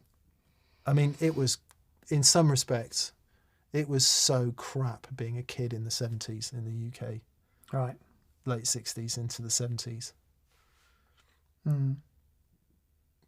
And I'm sure it's similar in other parts of the world, but it felt like that music was a product of that. Yeah. Is what I'm saying. Yeah. And where is it? Where's today's stuff? Well, everyone's a bit comfortable, aren't they? That's what we're saying. Yeah. And you're not allowed to play loud anymore. And another thing. And another thing. Anyway, it's all over. We're giving up. No more pedal show. Goodbye. No, I don't mean to be too moany about it. The flip side of that coin is actually get into a bit of music discovery, start getting into the weeds of Spotify and iTunes, and the diversity and talent and amazing music that is being made is breathtaking. Yeah.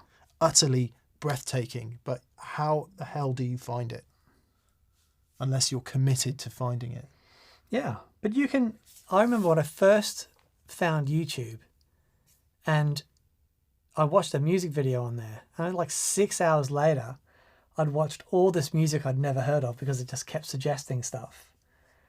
There are Apple Music that have those radio stations.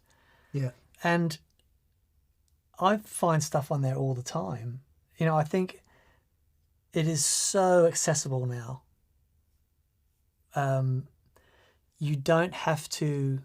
I think for me, a really great example, and he's, as far as artist levels go, you've got Porcupine Tree when they came out, and Stephen Wilson. And Stephen's been pushing this for a long time, and he's now, he can sell out the Royal Albert Hall. Has he ever been played on the radio? Yeah. He gets played on prog, like multiple times every day. Yeah. But his success is not down to like any commercial radio stations, whereas back in the day, that's all we had. It was the only way. It was the only way. And if you weren't on that, you were down the Dog and Duck singing in the corner. It's not a big college town. Yeah. So there are avenues for people to go out there. Someone was saying artists can make a good sideline living on Twitch now. We're sat here, a couple of middle-aged guys on YouTube, get to play some loud guitars. There are ways that people can do things now that were never possible before. And, people make a really good go of it. They utilize all this technology, which is fantastic. And I think in COVID and lockdown, that sort of really came to the fore. I remember watching Andy do his thing during COVID, and it was flipping fantastic. And a lot of that is continuing now. Yeah, it changes. Yeah. It changes. Maybe we should draw this topic to a close with the most depressing comment yet from Scott Gaylor, who says, the first thing I do with a new student is to ask who their favourite guitarist in a band is. Most can't give me an answer. Age 12 to 16. My next words would be, get out. Yep. What the hell is that? If that's true, I don't know what to say about that. I don't know what to say. Yeah.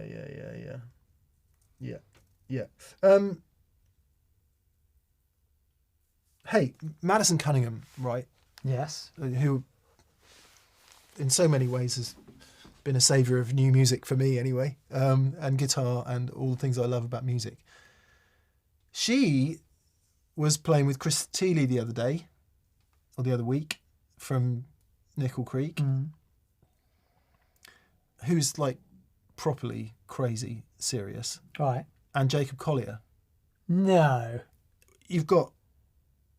That is 3 musical geniuses doing very interesting, Wow. almost mainstream things. Wow.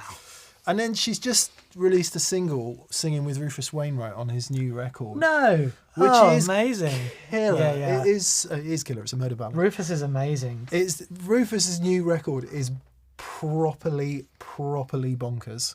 There's a song that he did on the soundtrack of a Disney film, Meet the Robinsons. Yeah. And it is just such a tour de force of soundtrack songwriting. So beautiful. Well, you haven't heard Crazy until you've heard Rufus's duet with Shaka Khan doing... I'm just going to double check that I haven't gone crazy. Okay. Cotton Eye Joe. Shaka Khan and Rufus Wainwright doing Cotton Eye Joe. It is Okay. absolutely hat stand. Fantastic. Yeah. That is brilliant. So I thought I'd bring it round to something slightly positive there. I love Rufus Wainwright. Saw him in Paris once. And Catherine Deneuve was there. It was the campest thing ever. It was totally brilliant. Awesome. Right.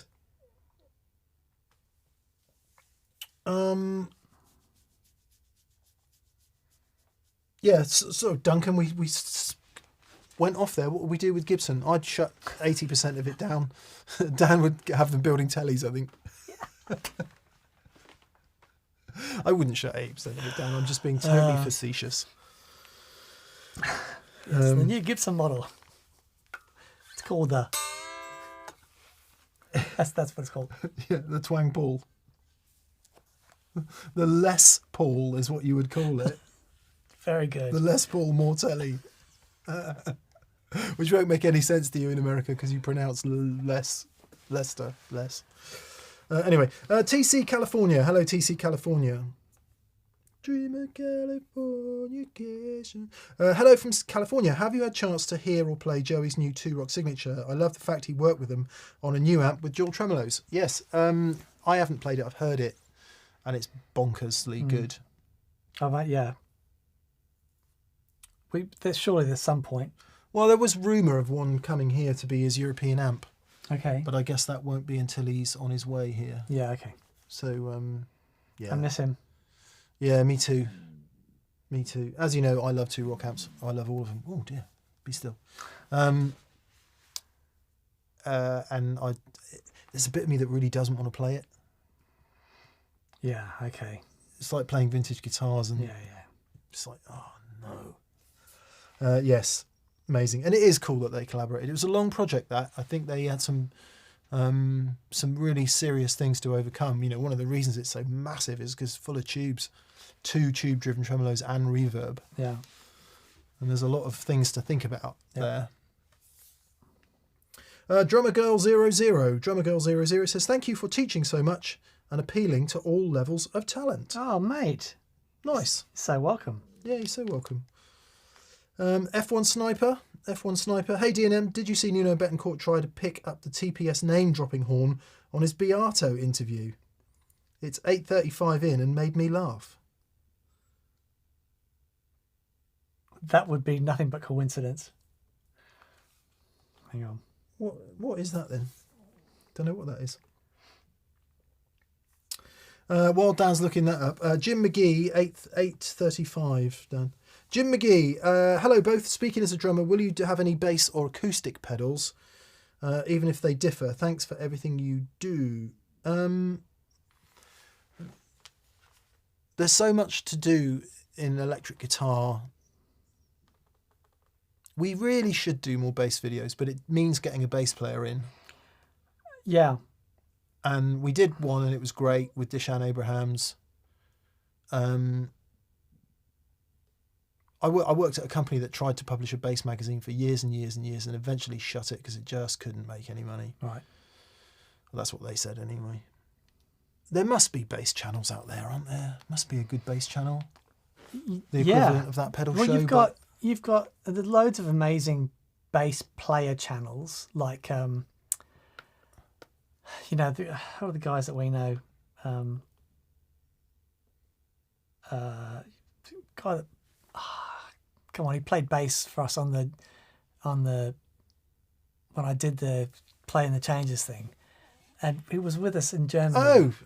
Oh yeah, him. Yeah, Adam Neely. Adam Neely. Yeah, Adam Neely. Who's the guy that does for Source sometimes? Hang on. This is radio. Is it Here's Nuno. 8:35?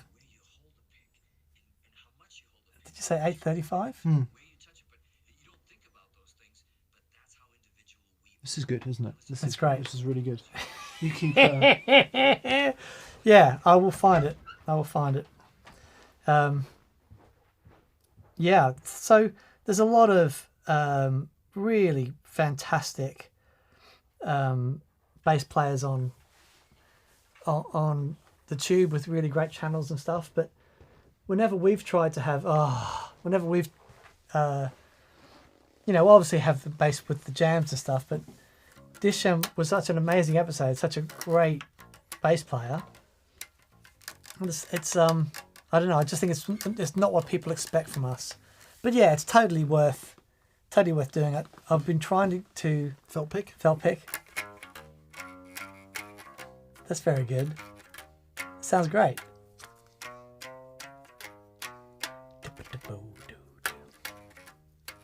This belongs to Ainsley Lister. This 71p bass. It's flipping brilliant. Awesome.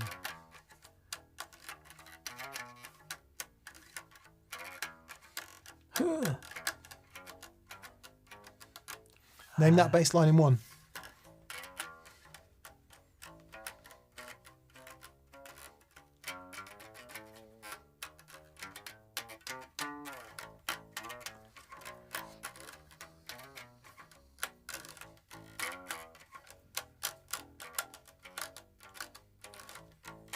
Sex Farm.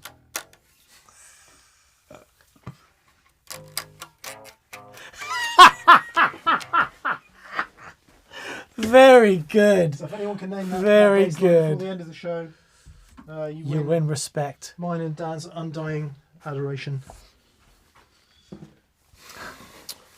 Sex Farm. Yeah, we should. Acoustic stuff we keep saying we'll do more of, and we never do. Yeah. So we should. Thank you for the reminder. Jim McGee. Hello, Jim. Hey, Jim. Hello, both. Speaking as a drummer. Oh, no, we just had Jim. Sorry, Jim. Jim McGee. I hope I attributed that properly. Jim was asking about acoustic pedals and bass. Khalil Adesanya. Khalil Adesanya. Says, hi guys, thoughts on switching between standard and E-flat mid-gig? Can we get away with one guitar, maybe with locking tuners, or are two required? Capo on the first fret and tune that to E standard, and then when you want to go to E flat, just take it off. That would, if I only had one guitar and I had to do it, it's what I would do. Not if 90% of your set was in E standard. But you're going to You'd stand be playing there all and, the wrong chords. but you're going to stand there and tune the guitar down to E flat for one song. Chris Shiflett uses the Digitech The whammy drop, Yeah, right. and he does it digitally for one song. If you watch our interview with, or Dan's interview with Chris Shiflett, he explains how his latest his latest single is in E flat, so he just uses the Digitech drop. I would take two guitars. Oh, absolutely. No Yeah. question. Yeah. No question. Yeah. Because it's cool. Yeah. Or if you can tune really quick and you've got a fixed bridge, in the time it takes you to introduce the song, down a pint of Guinness and I don't know, berate the drummer, you could do it. Couldn't you? You could. But it would be next to impossible. It would be very hard to do on a floating bridge guitar. Yeah. Did I tell you I'm taking Doug on Wednesday to go and see Roger Waters? Nice. So, I built Dave's rig, Dave Kilmis's rig for this gig, and I filmed the first half of it. Right, filmed for The as a build. vlog, Yeah. And I said, I want to do the last bit of it with you, at the gig, and it's finally going to happen. Wow. So that video is going to come out, and Where's he playing? O2 in London. Awesome. Yeah. The Enormo Dome. The Enormo Dome. Yeah. And because I've never seen Roger Waters, Yeah. and I've known Dave for years, and yeah, finally going to happen. So that Awesome. but actually getting to film with Dave on the stage at O2 That's really is cool. be really great. Super, super cool. Yeah. How did we get there? E flat? No. I think so. Yeah.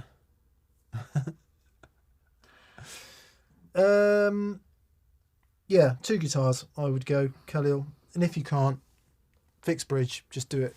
Get a good tuner. And one of the cool things, actually, if you've got TC Polytune, that does polyphonic tuning. So you can just strum all the strings and you can see all of them.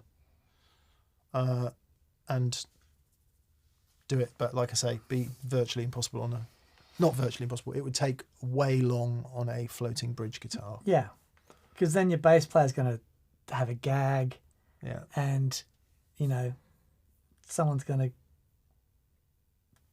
to get up and do a drum solo while you're it's just that stuff that you don't want.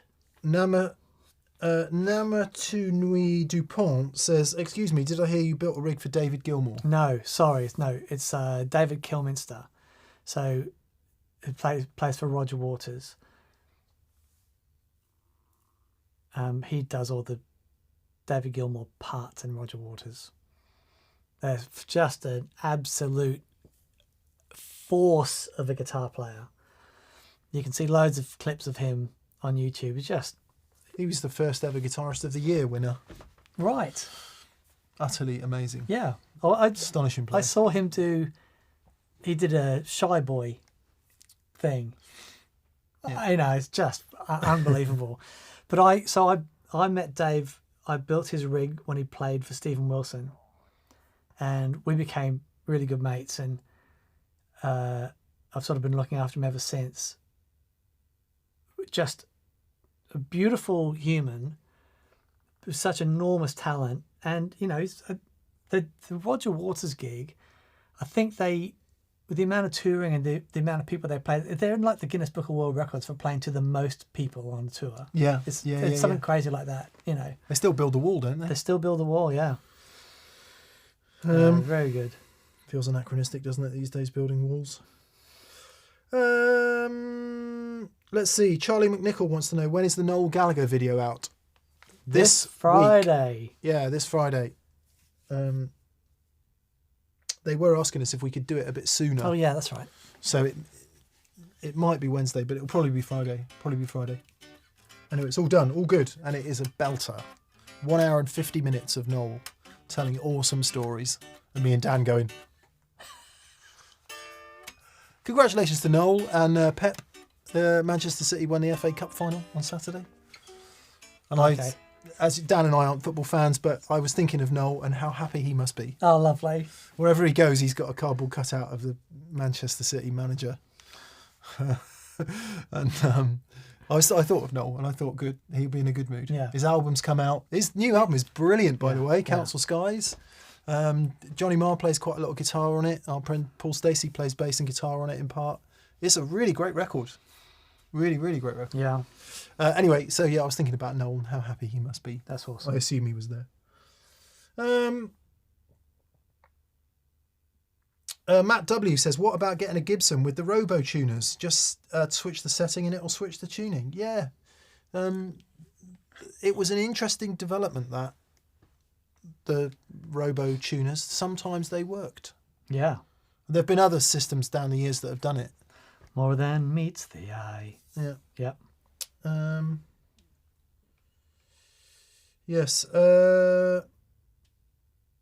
Just get a bloody second guitar, says Moon. Yeah, I agree.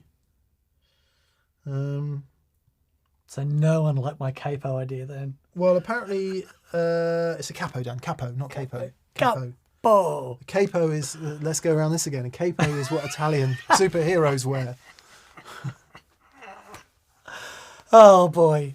Oh boy. HX Stomp apparently has a digital capo. Okay. Yeah. So a technology solution is there.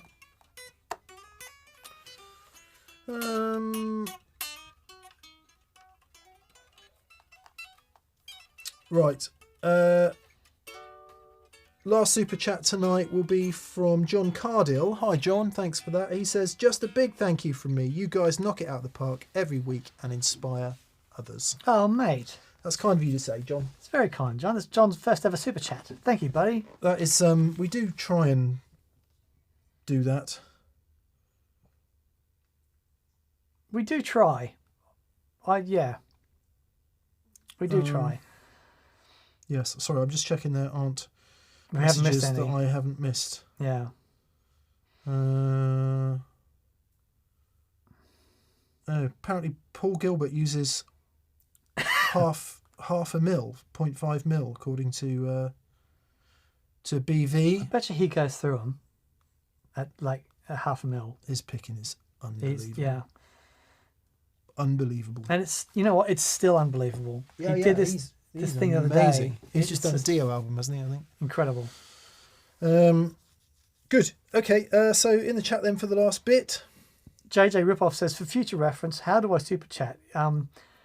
So what we do, we prioritize the super chats, and we, generally we're on between say 5 and 7. By the time we start, they are super shy to a point where we need to turn them off quite quickly. So we really appreciate everyone that turns up and everyone that super chats is fantastic. If you do want to super chat, if you want to get here a little bit earlier, Get in early. that's the way to do it. Otherwise, we don't get through them, and we do like to answer them fully with plenty of tangents. Plenty of tangents. Jamie says capo in Australian is like Davo or Miko or Dano. It's capo. That's very good. Well spotted. But Dave is Dave in Australia, and it's Dave in British as well. We don't say Davo here. No, but It's capo because it comes from Italian capo something or other. Anyway, blah, blah, blah. I have them on my pizza. Yeah. Here's me defending correct pronunciation of non-native words, non-British native words. And of course, we do that all the time in language. Yeah. Yeah. Why don't the French have a word for rendezvous? Etc. That's very good. Dan, says Zoot Allure, please explain why the virtual battery is so effective with a sun face. It's a great addition to my board. Cheers, mate. So, how do I explain this? One of the things that we noticed with the way that different batteries deliver current, so it's important to remember that you've got voltage and current, right? And you see a lot of things that have you can change the voltage, and that's really great. And they are, of course, linked. But the current is the thing that does the work. If at any point something electronic is doing the work, it's the current that's doing the work. And carbon batteries and alkaline batteries, there's an internal resistance with alkaline batteries. Like my life. And that's very good. Very good. So we looked at it like that, as opposed to there's a little pot on the virtual battery that goes between like an alkaline and a carbon battery. And it changes the way that it puts up a bit more resistance. And I think what happens when the gates open on the transistors and they draw a bit of current, the batteries, especially the carbon batteries, put up a little bit of resistance, and there's a little bit of a pull thing go on. And that's, to me, was the big difference with the fuzz, because remember that the fuzzes are so sensitive, and that interaction with what the guitar is doing and what the transistors are doing, it just, you change the tiniest little thing and it's a different instrument. So that's the difference with the virtual battery, just that being able to alter that resistance. Hope that helps, mate. Thank you. Is that what the turning knob is on there then? Yeah. It's not a voltage thing, It or it is a voltage It thing. is, but it's done. It's if you've got to be drawing current for that to make any difference. Okay. Yeah. And just drawing like a tiny amount, like a milliamp. But if you put a meter on it when it was open circuit, you wouldn't see any difference. It's got to be drawing a bit. That's when you notice it. Yeah, and of course that's completely important for the way in which the transistors operate. Totally. That's what biasing them is all about. Tim B says, gents, with all those guitars, do you find you get much neck movement in this hotter weather? I'm finding hot spell requires a truss rod on a couple of mine. They need a tweak. It's a fairly constant temperature in here, but obviously the expensive guitars come home with us, or the vintage guitars come home with us. Do you find that at home, Dan? You need to move anything? No, not my.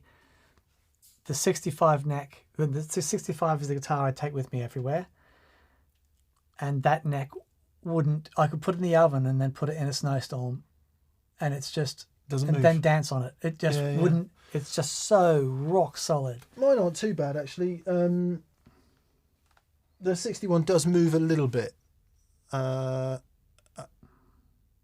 If I have it, like you say, at home, because where I leave it at home is on the warm side of the house. So if it's very sunny, then it does get warm in there. But I think it's as much about humidity as it is temperature. And the UK is generally, I mean, at the moment it's a bit drier because the weather's warm, but generally we have good humidity.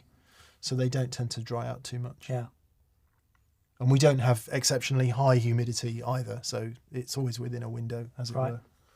So yeah, not too much. I find the only guitars I've had trouble with are thin neck guitars. So I had a G&L ASAT, which was unlivable with. Right. Because I had to adjust it for every gig, which just got on my wick. Moon says, hey, I just checked the Nuno interview, and at 9:35 he does say, let me drop another name, and reaches for an invisible name drop horn and smiles. No way. That can't be us, can it? Can't be, can it? Surely not. If Nuno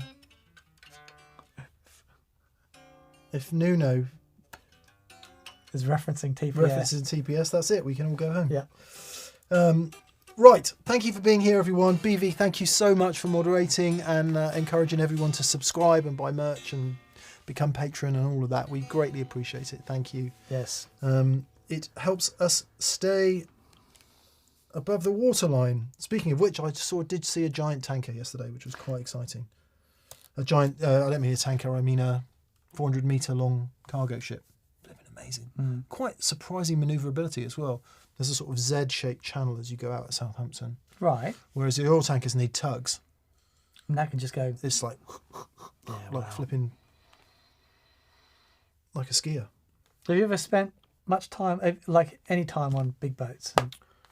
Only ferries, not. Okay. Never been on a.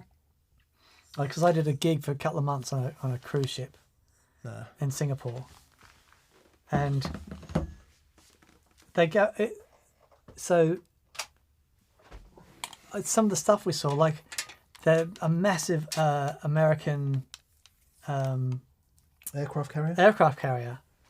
and it's like the captain said to us, 5 o'clock in the morning, you guys come out because we're going to be going past this thing. Wow.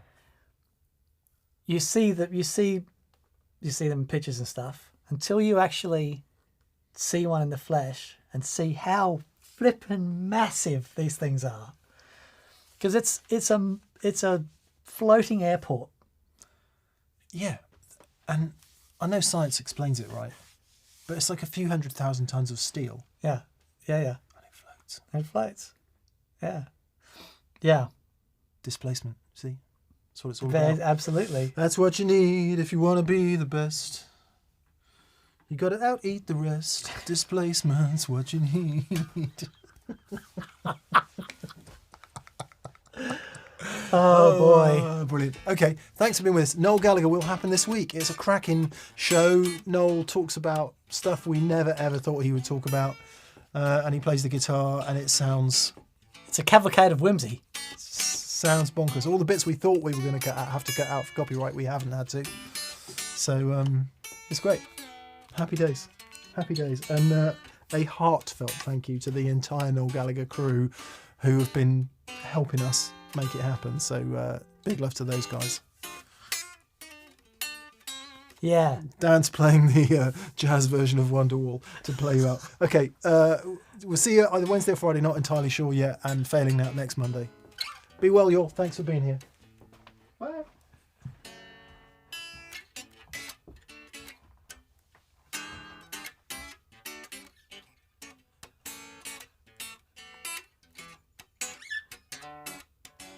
There you go. Is this the jazz version of Wonderwall? Yes.